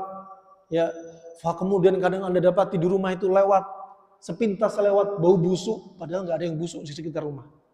Bau amis kadang-kadang. Kadang di rumah itu sering lampunya putus, ketap-ketip. Ini auranya setan sebenarnya. Allah menjadikan Nabi SAW membocorkan rahasia dari apa setan jin dicipta. Khuliqatil jan min nar. Bahwasanya jin dicipta dari api. Dan api itu tabiatnya panas. Sampai banyak keretakan dinding gak wajar.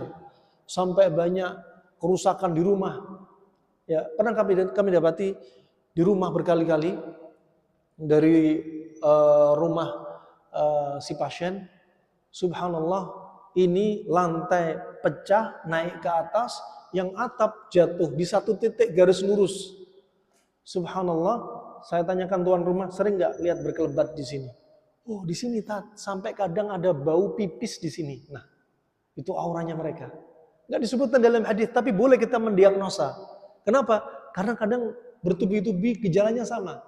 Sampai saya sering berkali-kali tanya, ya, kalau Anda semua keluar rumah, ketika balik ke rumah, ada nggak najis di toilet Anda numpuk di situ? Permisi. Iya, tak. Ini serangan-serangan jin.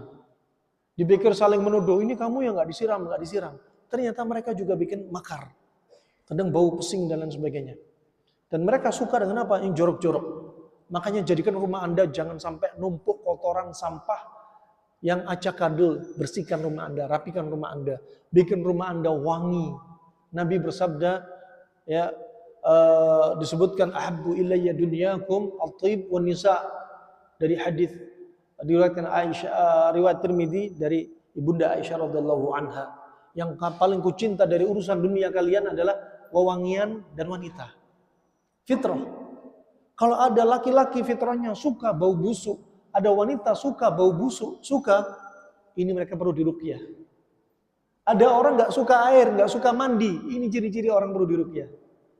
Nah, subhanallah, ini sering kami dapati apa? Gejala-gejala seperti ini. Kalau sudah seperti ini, nah perlu dilakukan terapi. Terapi apa? Baca Al-Quran terus, baca surat Al-Baqarah. Nabi bersabda, inna syaitana la yadkhulu baitan yuqra'u fihi al-Baqarah. Setan nggak akan masuk rumah yang dibacakan padanya surat Al-Baqarah. Sebagian masyayikh menyebutkan termasuk yukra, namanya yukra, boleh nggak pakai murattal, pakai alat, bil ajhizah, pakai tape atau pakai HP. Sebagian mengatakan boleh. Kalau Anda nggak mampu, capek.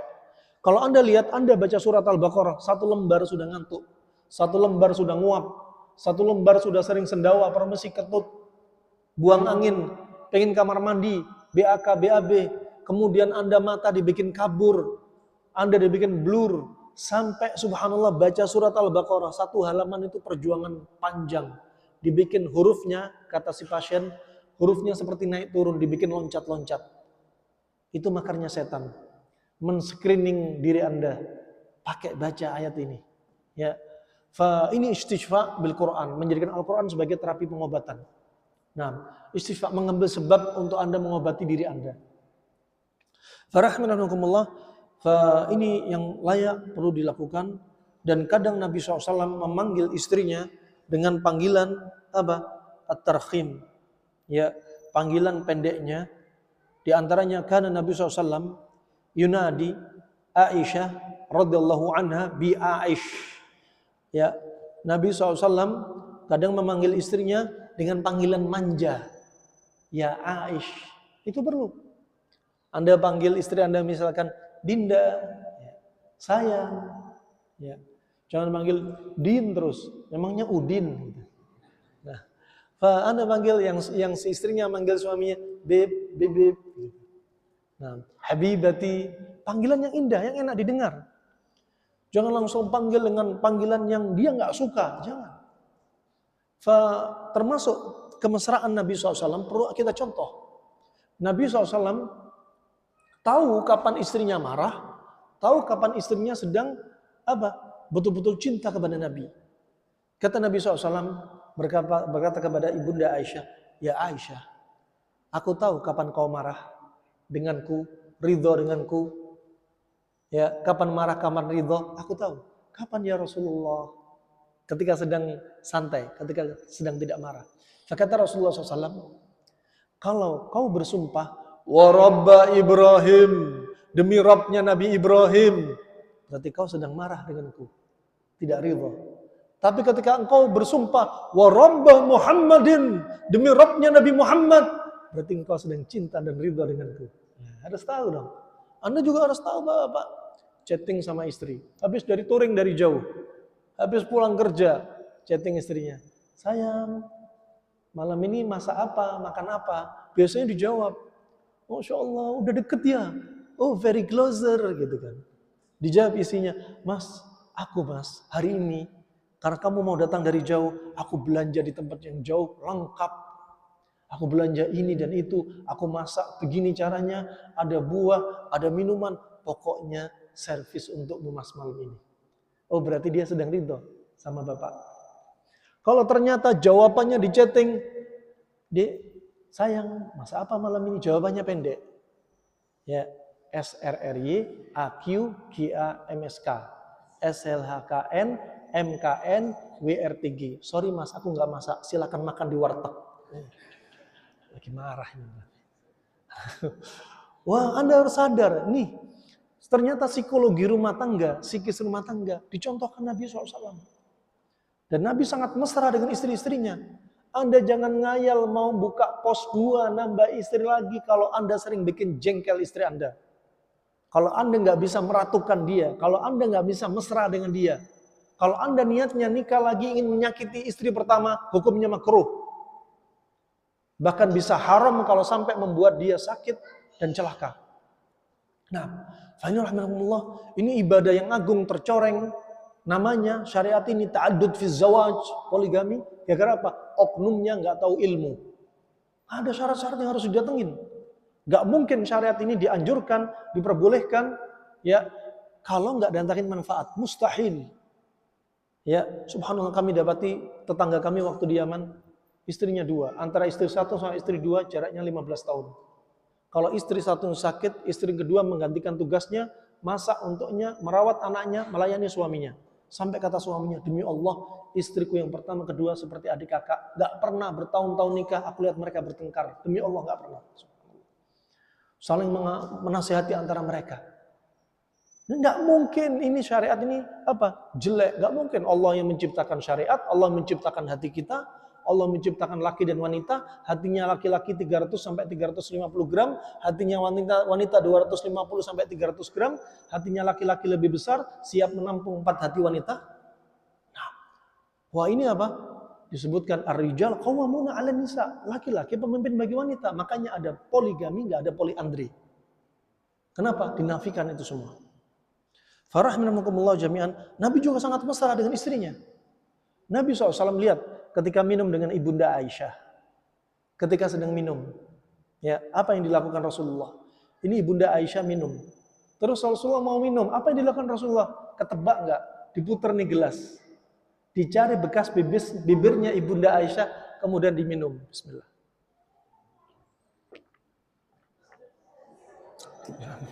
Belum minum dari tadi. Nah, ini coba kemesraan Nabi SAW. Ketika ibunda Aisyah melihat laki-laki Habasyi bermain tombak, dia nggak sampai. Kenapa? Dulu cendelanya, ya orang-orang di masa silam itu sengaja dibikin tinggi dan kecil. Kenapa? Biar wanita nggak banyak melongok keluar. Biar fitnah menjauhi mereka. Zaman sekarang rumahnya semua kaca keliling. Wah subhanallah, ibunda Aisyah nggak sampai. Kemudian apa dilakukan Nabi SAW? Digendong, dipikul dari belakang sambil melihat di jendela, lihat laki-laki Habasyi bermain tombak. Apa yang dilakukan Nabi? Pipinya Nabi digeser-geser ke pipinya ibunda Aisyah. Ya Allah, mesranya Nabi SAW. Nabi mengajak lari dengan istrinya. Juga diantaranya, Anda lihat, ini loh contoh Nabi SAW. Ketika pernah Ibunda Aisyah dalam hadis yang sahih, mengangkat suaranya di hadapan Nabi ketika bertengkar dengan Nabi. Jangan dibilang keluarga Nabi nggak pernah tengkar. Keluarga Nabi aja sebaik-baik manusia pernah tengkar, apalagi kita. Jangan baperan kalau kita pernah istri kita mengangkat suara di hadapan kita. Nggak usah baper. Istrinya Umar bin Khattab mengangkat suara sampai kedengaran dari luar rumah. Orang lalu lalang dengar suaranya, istrinya teriak-teriak. Ya, padahal kata sahabat yang lainnya, ya Umar, kau kalau lewat gang, setan lewat gang lain sampai takut sama kamu. Lah ini istrimu ini sampai mengangkat suara di hadapanmu. Nah, nggak usah baper. Laki-laki kalau di rumah, ya, dia itu lemah lembut, wajar. Dia bermain dengan anak, dengan istri, wajar. Jangan jaim-jaim. Laki-laki ar-rijal qawwamuna 'alan nisa, enggak boleh banyak senyum sama istri sama anak, harga diri. Bukan itu. Anda di luar jadi pemimpin, Anda jadi singa di luar. Enggak salah kalau di dalam Anda jadi kucing pun enggak masalah. Anda bermain sama anak, sama istri. Kadang ini salah artikan. Di luar jadi singa, di dalam jadi seperti kucing. Enggak masalah, bukan tercela. Kenapa? Karena kita ingin lembut kepada mereka. Jangan salah artikan. Tapi di luar, orang-orang pada enggan kepada Anda. Anda pemimpin. Anda punya wibawa. Si anak salut dengan bapaknya. Di dalam rumahnya, si anak main sama bapaknya. Ketika di luar lihat bapaknya, subhanallah, banyak orang hormat sama bapaknya. Subhanallah, banyak orang dengar suara apa yang disampaikan bapaknya. Masya Allah. Itu pemimpin. Rahimahumullah, pernah Ibunda Aisyah mengangkat suaranya. Dan gak kunjung selesai. Akhirnya, Anda perhatikan di sini contoh. Apa yang dilakukan Nabi. Apa kata Nabi SAW? Ya Aisyah, kalau engkau memang marah ya Aisyah, kalau kau memang belum bisa menyelesaikan masalah ini, gimana kalau kita jadikan hakim di antara kita? Hakim di antara kita. Kemudian apa kata Ibunda Aisyah? Silakan kau jadikan hakim di antara kita. Silakan kau jadikan hakim di antara kita. Siapa hakimnya? Bapak kamu As-Siddiq. Bapakku As-Siddiq, silahkan. Tapi ceritakan kepada bapakku dengan detail masalah kita. Ini Ibunda Aisyah. Nah, kemudian dipanggillah bapaknya. Bayangin kalau manusia, ya kalau Anda seandainya Rasulullah hidup, Anda disuruh jadi hakim di antara Rasulullah, minder enggak? Bakal minder. Adapun ahkamul hukama, hakimnya para hakim, Allah Subhanahu wa taala. Ya, dan ini Abu Bakar ditunjuk sebagai hakim. Waktu itu Abu Bakar As-Siddiq dipanggil. Ketika mendengar suara putrinya diangkat di hadapan suara Rasulullah Sallallahu Alaihi Wasallam, Abu Bakar ketok pintu, nggak sabar untuk masuk. Ketika masuk nggak banyak bicara, angkat tangan mau dipukul tuh putrinya sendiri. Ini mertua idaman. Coba mertua zaman sekarang, anaknya lapor, sudah yang jelek-jelekin suaminya terus. Nah, gimana nggak dijelekin? Dulu waktu anaknya masih kecil, ya ada lalat aja nemplok ke dia dicari. Ada nyamuk gigit dia dikejar sampai dapat. Gimana nih suaminya ini yang nggak ikut ngerawat dari kecil? Fa Abu Bakar As-Siddiq ngangkat tangannya, nggak banyak bicara. Ibunda Aisyah ketakutan, lari dia. Anda nebak bakal lari kemana? Ke dapur, kolong, kamar mandi, kabur keluar. Ternyata lari di balik punggung Rasulullah. Abu Bakar ke kanan, Rasulullah ke kanan, menjulurkan tangannya. Abu Bakar ke kiri, Rasulullah ke kiri. Terus kayak peta umpet, terus. Habis itu Rasulullah menoleh ke belakang. Ya Aisyah, hakimnya aku apa bapakmu? Habis itu Ibunda Aisyah tersenyum. Selesai. Itulah laki-laki. Gak perlu ketika istri Anda marah, Anda gak perlu bilang, kamu anak kemarin sore ya. Gak perlu. Gak perlu Anda bilang, nih gue rijal qawwamuna 'alan nisa. Gak perlu bilang, aku suamimu wahai istriku. Gak usah. Istri solehnya gak usah diajari. Nah, gak perlu Anda bilang, seperti Rasulullah nggak bilang, aku sudah dijamin masuk surga. Nggak perlu. Aku dikawal malaikat Jibril. Nggak perlu. Tapi Rasulullah, suami yang baik, mencari solusi bagaimana si istri bisa tunduk.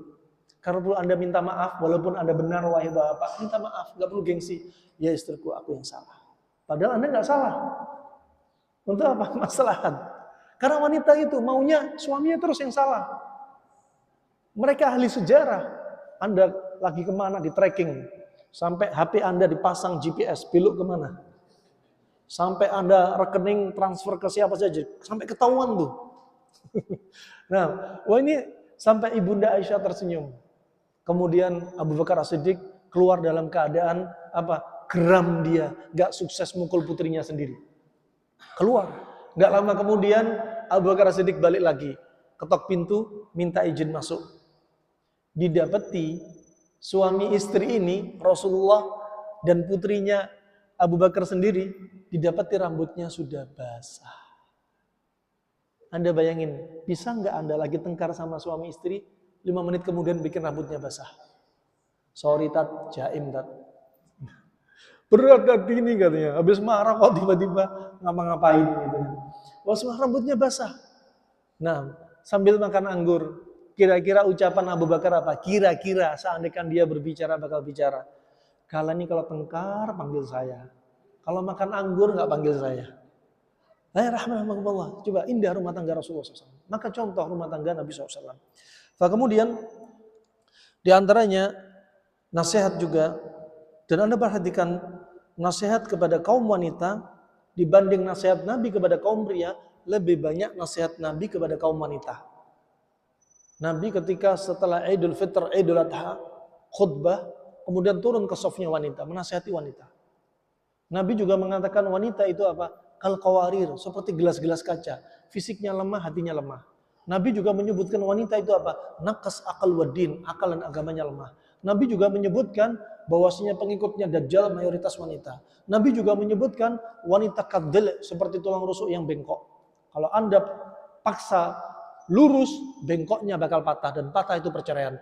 Jadi Bapak, Anda bakal menikmati apa yang ada pada istri Anda dari indahnya dia, ya, dari lembutnya suaranya, lembutnya kulitnya, rambutnya yang menjuntai panjang sampai punggung Anda nikmati. Kemudian nikmatnya hubungan suami istri, tapi pasti ada bengkoknya. Dan Anda harus akui bengkok dia dan Anda harus sabar. Kalau Anda paksa bengkoknya, bakal patah. Maka Anda harus banyak bersyukur. Makanya Nabi SAW mengingatkan dalam riwayat Tirmidzi, "Ma la yashkurin nas, la yashkurillah." Barang siapa nggak terima kasih kepada manusia, dia nggak bersyukur kepada Allah. Termasuk kaum lelaki harus apa? Banyak-banyak terima kasih adanya istri Anda di hadapan Anda. Harus banyak-banyak terima kasih. Sehingga apa? Anda termasuk bersyukur kepada Allah mendapat istri seperti ini. Alhamdulillah, walaupun dia dari tulang rusuk yang bengkok. Ya, walaupun dia ada kelemahannya, kecacatannya, dan itu memang harus Anda syukuri, Anda dapati. Tulang rusuk itu dari bawah. Dari bawah itu tulang rusuk kita pendek. Bengkoknya dikit, nggak terlalu keras. Semakin ke atas, bengkoknya banyak dan keras. Semakin ke atas, bengkoknya tambah panjang, tambah keras. Sama istri Anda, istri fulan, beda-beda. Ada yang bengkok seperti di bawah, ada yang bengkok seperti ke atas lagi. Ada yang dapat bengkok, tulangnya klavikula. Ini tulang paling keras, paling bengkok. Dan Anda bakal dapati istri Anda paling keras wataknya. Seperti tulang paling atas. Tapi Anda jangan ceraikan dia. Sabar, Pak. Kok bisa? Iya, Pak. Alhamdulillah masih dari tulang rusuk. Coba tulang betis, benjol Anda, Pak. Kalau istri Anda dari tulang betis, nih bisa jadi taruhan nih kepala nih. Alhamdulillah, rahmatullah jami'an. Jadi apa? Saling berhusnudzon di antara pasangan. Kemudian rahmatullah berikutnya untuk membangun rasa cinta, memupuk rasa cinta. Hadirkan hadis Nabi SAW yang dihasankan oleh Ibnu Hajar. Tahadu tahabu. Kasih hadiah, kalian akan saling mencintai. Jangan lupa kasih istri surprise. Kasih surprise kadang-kadang cincin dari emas. Kasih surprise kadang-kadang apa? Walaupun nggak terlalu mahal. Cari pakaian. Pakaian nggak harus mahal. Pakaian yang kira eye catching, indah. Nah, dan istri beda-beda. Ada istri yang tinggal di kota, Masya Allah Jabodetabek, maunya surprise-nya yang mahal-mahal. Nah, jangan didik istri Anda dengan apa? Didikan hubbud dunya. Ya, jangan biasakan anak Anda didikan apa? Hubbud dunya. Jangan. Biasakan dengan apa? Dengan kesederhanaan, dengan hidup yang simpel. Ya, termasuk di pondok, jangan dibiarkan dia hidup dengan kemewahan. Kenapa? Dia bakal dapat kesabaran ketika dia hidup serba ada. Ya, ketika hidup serba ada. Contohnya rahimakumullah, ini pun pernah didapati Nabi SAW, ya, didapati Nabi SAW kepada istri-istrinya ketika para istrinya menginginkan dunia, maka apa yang dilakukan Nabi? Nabi sampai merasa tak nyaman, khawatir para istrinya apa? Kena penyakit hubud dunia. Khawatir ibunda Aisyah yang masih muda sudah apa? Termakan dunia. Maka Nabi keluar dari rumahnya dalam keadaan Nabi marah.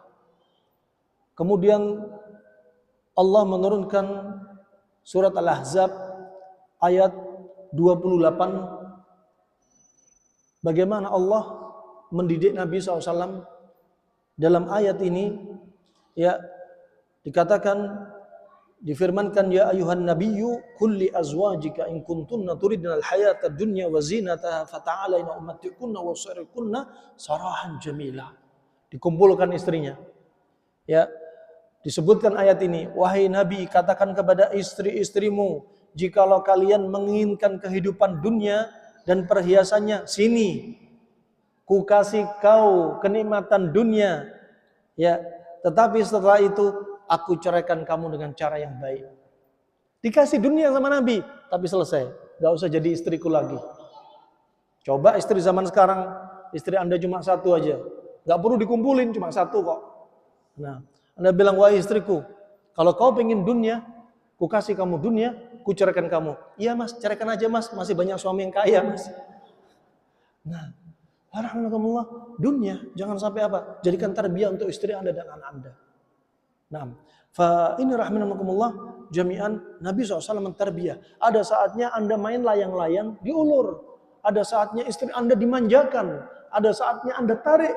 Ada saatnya Anda tegas. Wah istriku, aku gak suka kamu belanja-belanja, membelanjakan sesuatu yang aku gak ridho. Ngapain kamu beli belanja tas harganya 50 juta? Ngapain kamu ya beli jam tangan harganya ya 11 M? Namanya Sya'rani. Ya, bukan, nggak perlu. Ya, aku bukan Sya'rani gitu. Rahimahumullah jami'an, barakallahu fikum. Jangan apa? Jadikan apa? Tarbiyah dunia, jangan. Jadikan tarbiyah apa? Kehidupan akhirat. Kehidupan akhirat. Kenapa? Kita di dunia ini numpang lewat. Dari lahir sampai meninggal, seperti kita lewat di atas jembatan. Namanya jembatan, dari ujung ke ujung, Anda nggak boleh bikin tenda. Anda nggak boleh bikin bangunan permanen. Anda hanya numpang lewat. Kita lewat saja istriku. Nah, fa'inu barakallahu fikum tarbiyah. Kasih hadiah, tahabu. Kasih hadiah. Hadiah ingat nggak dinilai dari apa? Dari jumlah uang. Tapi hadiah dari keikhlasan. Kadang Anda pulang bawa bunga, setangkai bunga, bawa melati ada aromanya. Itu aroma terapi. Menambah rasa cinta juga. Dan dia istri salehah, itu betul-betul hadiah itu nancep dalam hatinya, dipelihara terus biar gak cepat kering. Ditaruh vas bunga, isinya air, diganti airnya. Nah, dia bakal sedih, mas, aku takut yang kau hadiahkan ini bakal kering, mas. Nah, gak apa-apa istriku, ku kasih hadiah yang lain lagi. Nah, fa'inna rahmatullah. Berikutnya, bantu istri Anda. Ini penting, tarbiyah dari Nabi. Karena ada sebagian kaum suami, dia jaim. Istriku, nih, anak-anak tugasmu kamu jaga. Jangan sampai aku mencebokin anak-anak. Nah, tugas kamu nih. Jangan. Ya, kadang-kadang bantu masak. Nabi juga melakukan membantu istrinya. Sampai kalau dengar suara adzan, baru Nabi berhenti membantu istrinya. Nabi ke masjid. Ya, sebagaimana disebutkan dari ibunda Aisyah radhiyallahu anha, maka Rasulullah sallallahu alaihi wasallam ya'mal fi baitih, qalat kana yukhitu thawbah wa yakhsifu na'lah wa ya'malu ma ya'mal ar-rijal fi buyutihim. Dan Rasulullah SAW bahkan apa? Menjahit pakaiannya sendiri. Nggak nyuruh-nyuruh terus. Mentang-mentang ngasih duit, ngasih nafkah, istrinya disuruh terus. Ini konsep yang salah. Tarbiyah apa? Biasakan istri taat sama suami dengan cara pekerjaan istri, kasihkan istri semua. Bukan itu. Justru ringankan pekerjaan mereka. Istri itu kalau Anda lihat, dia stresnya banyak. Jangan dibilang Anda aja yang stres di luar. Anda di luar sebenarnya bukan stres, Anda cuci mata. Dengan apa dikatakan Ibnu Qayyim membuat hati Anda tenang? An-nadhar ilal khudar. Lihat hijau-hijauan itu cuci mata Anda yang halal. Jangan cuci mata yang haram. Lihat buah-buahan. Wa nadhar ilal ma'il jari. Lihat air sungai, lihat air laut, dengar suara air, itu terapi bagi Anda. Wa nadhar ilal mahbub. Melihat orang yang dicintai karena Allah, berjumpa dengan orang yang dicintai karena Allah, itu obat hati Anda. Anda ketemu sama teman di luar.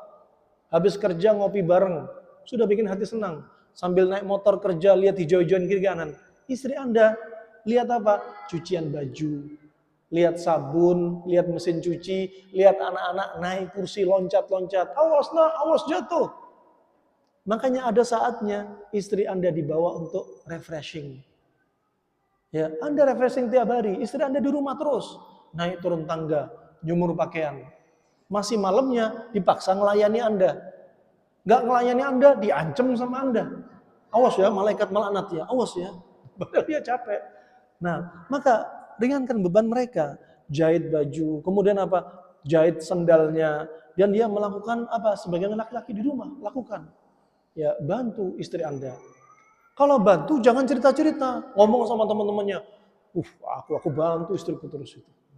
Gak usah. Nah, ikhlas itu gak perlu dicerita-ceritain. Kecuali kalau Anda perlu ada mencontohkan kepada teman Anda yang mungkin teman Anda bengis. Anda lihat, Nabi SAW bersabda, khairukum li ahlikum wa ana khairukum li ahli. Sebaik-baik Anda yang paling baik kepada istrinya. Dan aku paling baik kepada istriku, keluargaku. Ini sebagai standar juga. Kalau Anda pengen jadikan teman akrab, salah seorang dari teman Anda, seorang lelaki, lihat muamalah dia kepada istrinya. Kalau dia bengis kepada istrinya, bengis kepada anaknya, jangan jadikan teman akrab. Akan ada saatnya Anda dibengisin sama teman Anda. Ini mah gak bagus nih muamalahnya sama istri sama anak. Dia gak usah jadi teman akrab, cukup teman biasa aja. Ajak dia safar.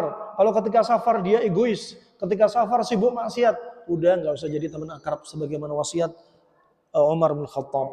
Kemudian rahimakumullah jami'an fabarakallahu fikum, disebutkan juga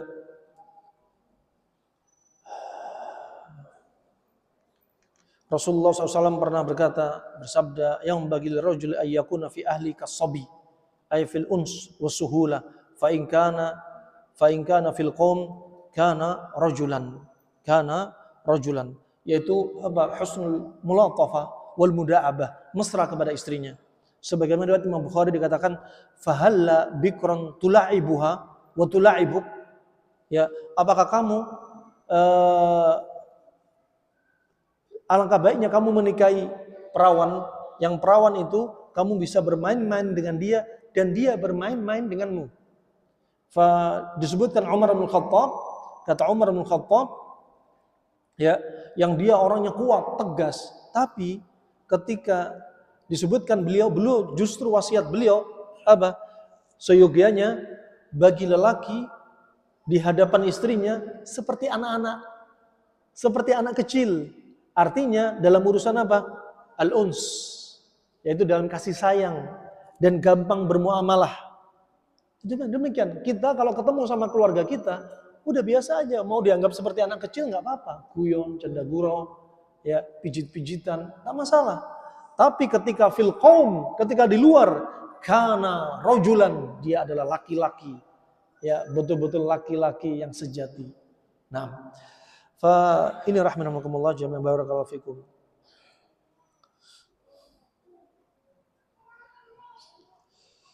Kemudian saling apa? Saling membantu ketaatan antara suami dan istri.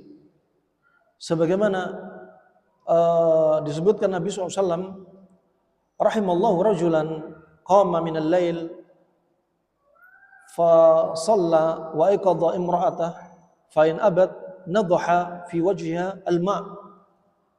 Allah merahmati, menyayangi laki-laki kalau dia bangun malam dan dia sholat malam, dia bangunkan istrinya.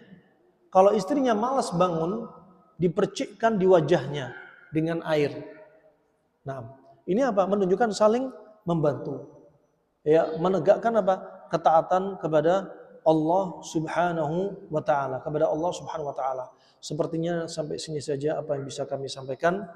Semoga bisa mewakili dari tema apa yang kita sampaikan untuk masalah rumah tangga, ya. Dan berikutnya kita masuk sesi tanya jawab. Barakallahu fikum.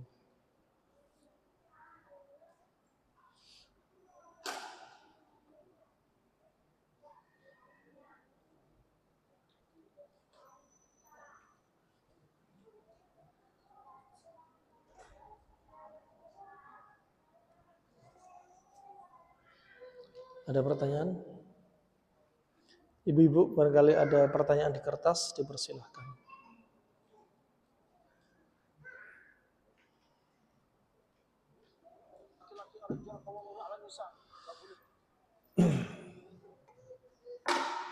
Ada pertanyaan? Di YouTube mungkin ada pertanyaan, Pak?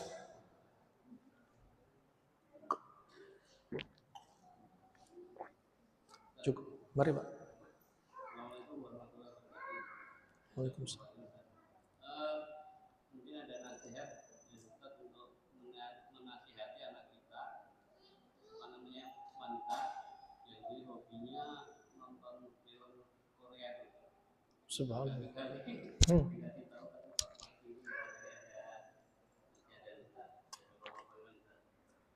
Jazakallahu khair. Bapak bertanya, bagaimana nasihat untuk anak-anak perempuan kami yang suka nonton drakor, drama Korea? Nasihat saya yang pertama, batasi penggunaan HP pada si anak. Itu penting, dan pantau terus riwayat dia melihat YouTube atau menggunakan HP aplikasinya. Tidak mengapa, bukan tercela. Sebagai wujud tarbiyah, kehati-hatian orang tua. Pantau dia, kalau punya Instagram, jangan sampai nomornya bapak ibu disembunyikan. Pantau dia, jangan sampai status dia disembunyikan dari bapak ibu. Kalau disembunyikan, perbuatan sembunyi-sembunyi ini ciri-ciri dia melakukan dosa. Bahkan melakukan dosa. Nah, berikutnya, si anak harus ditarbiyah dengan bapak.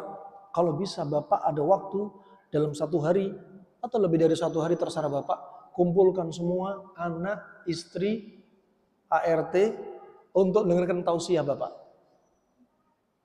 Ya, sebagai wujud al-amr bil ma'ruf wa nahyu 'anil munkar, biar rumah itu enggak dipenuhi maksiat. Kalau rumah suaranya musik terus, rumah acaranya film-film enggak diridhoi oleh Allah Subhanahu wa taala, ini bakal rumah-rumah bakal diserang oleh syaitan. Akhirnya lalai dari baca Al-Quran, lalai dari ilmu-ilmu yang ada di TV. Sebenarnya ada kajian kalau dia nggak mau hadir kajian offline. Di online dia hanya melihat kajian. Tapi ingat, berkahnya kajian itu justru kajian offline di masjid-masjid. Malaikat apa? Yadha ajnihatahu, meletakkan sayapnya, meridhoi dengan apa yang Anda perbuat. Nazalat alaihim sakinah, diturunkan ketenangan bagi Anda. Kajian offline. Malaikat nggak ada di YouTube, malaikat nggak ada di Facebook, nggak ada di TikTok. Ya, Anda sampaikan kepada mereka. Ya, dan ini apa? Anda bakal dihisap juga. Dari mana tarbiyah Anda, sampai mana tarbiyah Anda. Anda jadi orang tua yang cerewet itu penting. Tak mengapa, sampaikan terus. Karena ada saatnya nasihat Anda bakal masuk dari sekian puluh nasihat, sekian ratus nasihat yang dia nggak dengar.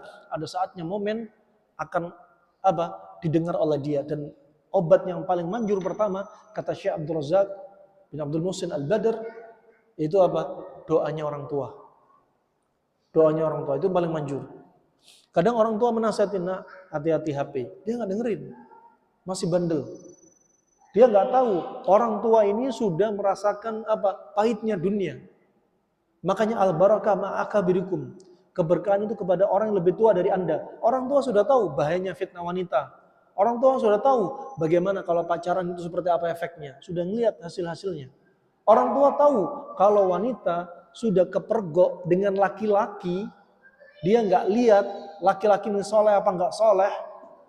Dia tahu bagaimana efek dan kena batunya seperti apa. Ya, bahkan yang kami dapati kemarin lalu ada yang sampai mendapati apa?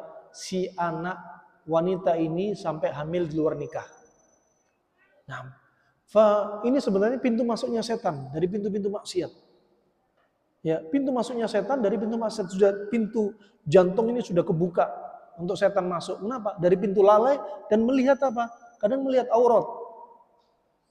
Sempat kami mendapati berita beberapa waktu lalu, kasus langsung si ibu dan si anak datang konsultasi.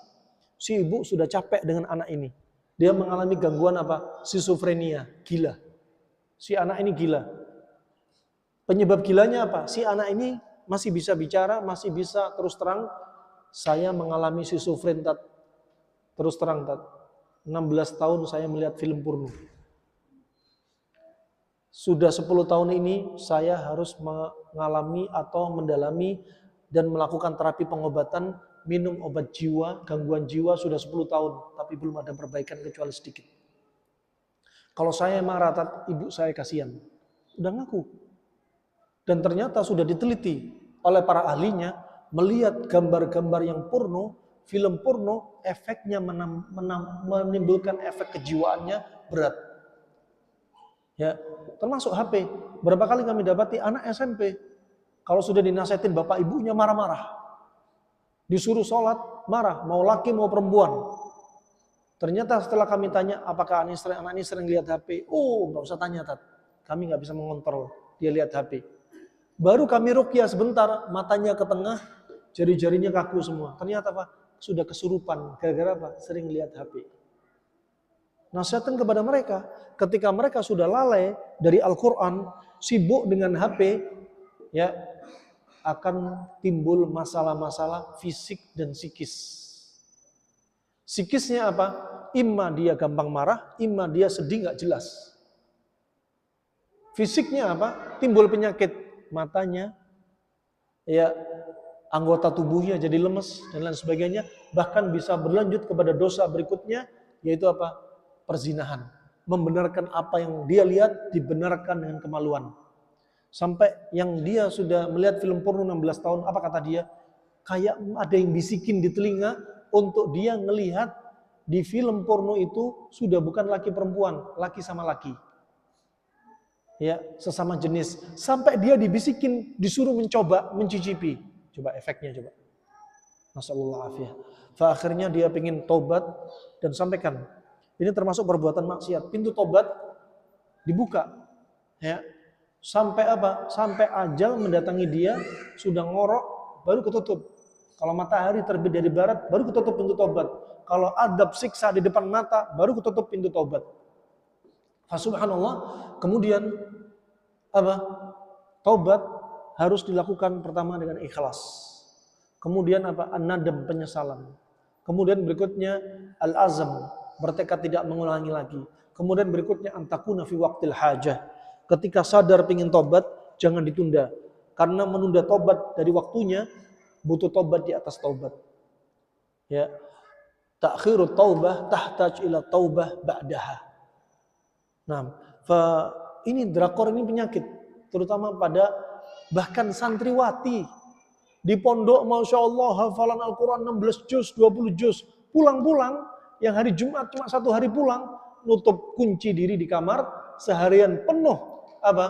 Bikin video sendiri, pasang di Instagram, pasang di YouTube, bapak ibunya dikunci. Ini kenyataan. Lihat drakor, nah dan seterusnya. Wah, ini penyakit, hilang hafalannya akhirnya. Hilang hafalannya. Ada yang bilang, alhamdulillah Tat, kalau saya hafalannya nggak sampai hilang Tat. Canggih banget. Iya Tat, soalnya nggak punya hafalan Tat. Lihat maksiat hafalannya nggak hilang. Ternyata nggak punya hafalan. Subhanallah, ini rahmatullah. Serangan mereka. Akhirnya apa? Jadi apa? Penyakit. Makanya orang tua harus tegas. Ada saatnya Anda marah. Ambil HP, sita HP. Nggak ada HP lagi kalau kamu masih lihat drakor. Oh Pak, aku masih lihat drakor. Ibu aja masih lihat. Waduh sama aja ibu istrinya, sita juga tuh istrinya. Kasih iqab.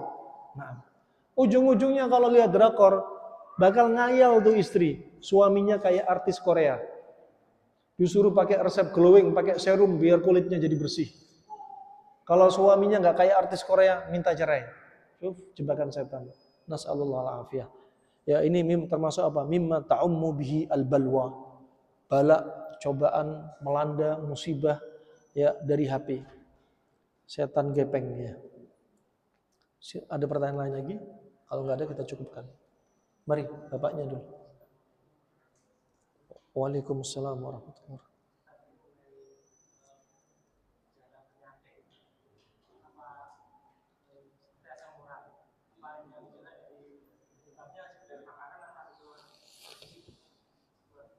Ada yang sakit asam urat. Ada yang tahu bahasa Arabnya asam urat apa? Harus tahu dong umat Islam. Ada asam urat, ada obatnya, anatomi tubuh diajarkan loh. Bahkan ulama salaf juga membahas asam urat bahasa Arabnya daul mulk atau nekras. Ya. Daul mulk. Apa artinya daul mulk?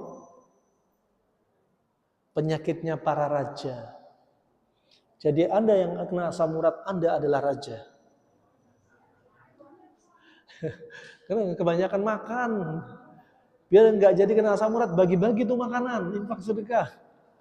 Nah, subhanallah, asam urat ini pernah disebutkan Makhul rahimahullah ta'ala dalam Al-Minhal Ar-Rawi fi Tibb Nabawi Suyuti.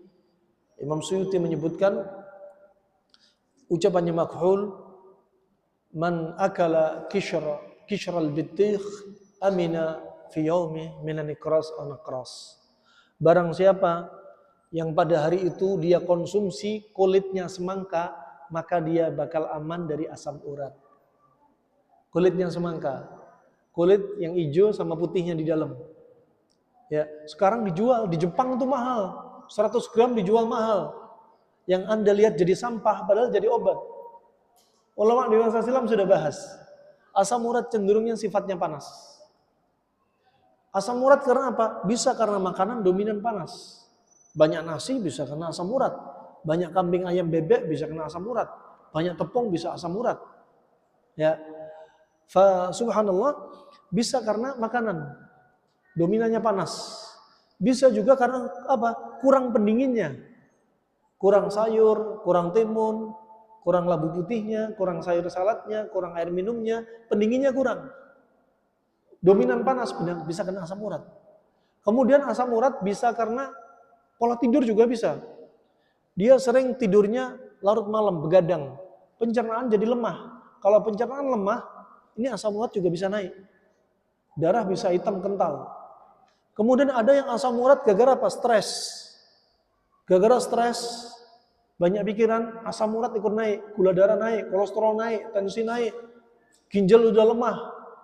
Darah jadi kental, timbul pembengkakan jantung. Bisa jadi. Kemudian ada yang kena asam urat, bisa karena serangan non medis juga bisa. Ya, Anda perhatikan lihat sebabnya. Sebabnya Anda asam urat kenapa? Kalau Anda kebanyakan makanan, sifatnya panas, Anda kurang sayur, kurang minum, maka obatnya pendingin. Kurangi makanan Anda. Ya, kemudian tambah pendinginnya. Makanannya, karbonya pilih dingin. Karbo yang dingin Anda bisa pilih, misalkan Anda konsumsi labu kuning misalkan. Kemudian Anda pilih protein hewaninya ikan daging putih kalau bisa. Kemudian Anda pilih sayurnya cerah-cerah. Herbalnya yang dingin-dingin, seperti tadi contohnya kulit semangka. Bisa rendaman timun, bisa pakai pace, mengkudu. Anda pilih aja yang pendingin-pendingin yang lainnya. Kalau sebabnya karena sedih, ya sedihnya diobatin. Kalau sebabnya karena pola tidur, ya pola tidur diperbaiki. Nah, itu diantaranya ya dari asam urat. Terus ada yang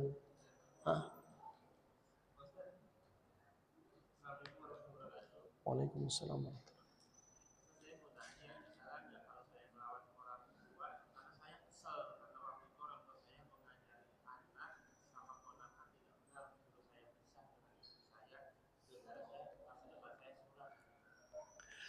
Ya, an- hmm,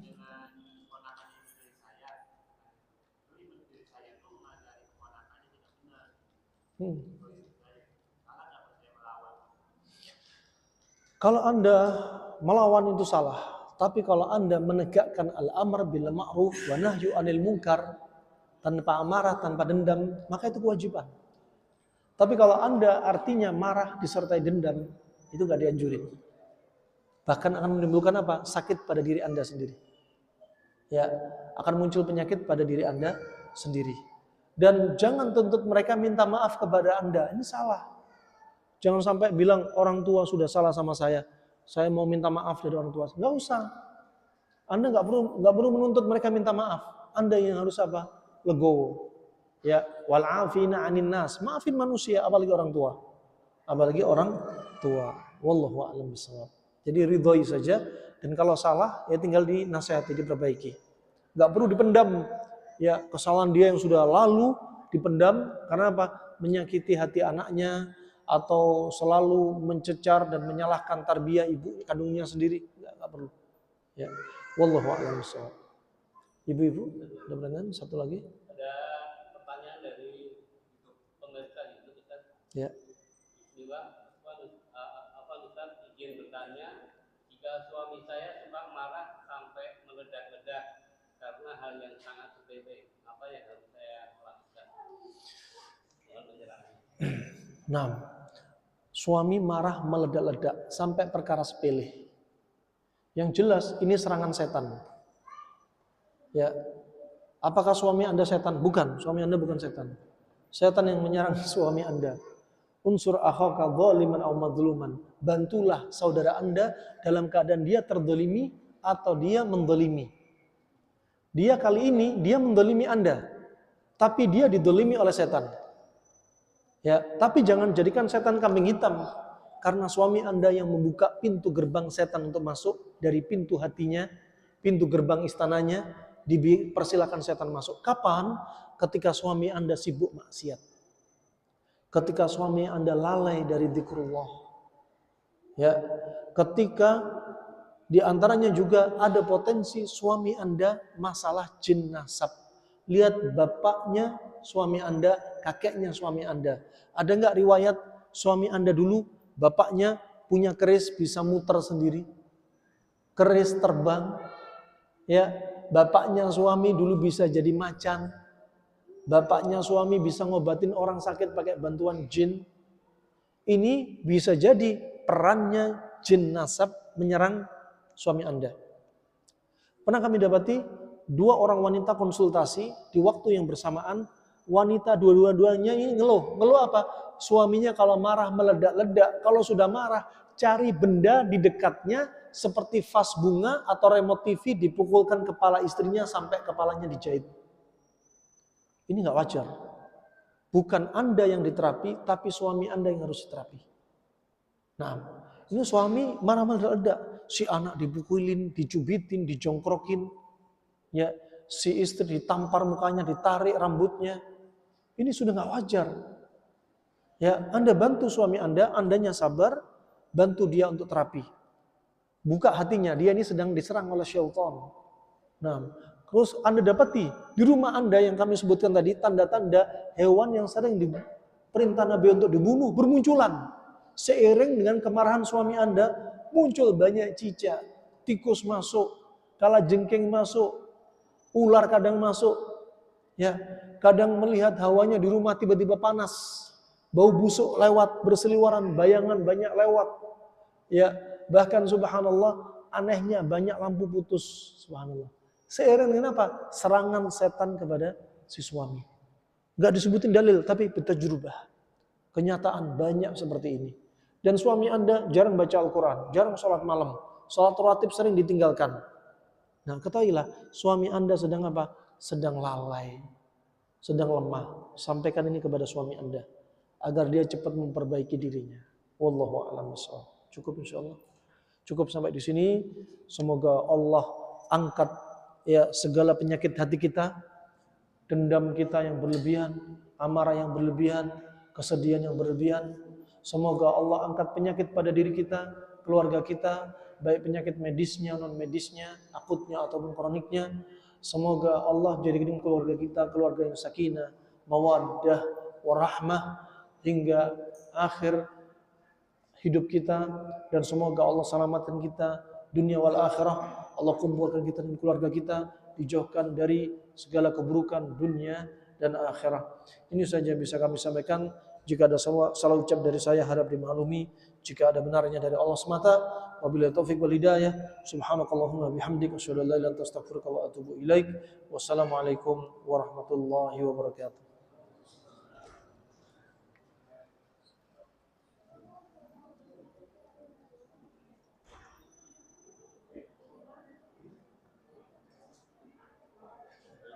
Jazakallah khair.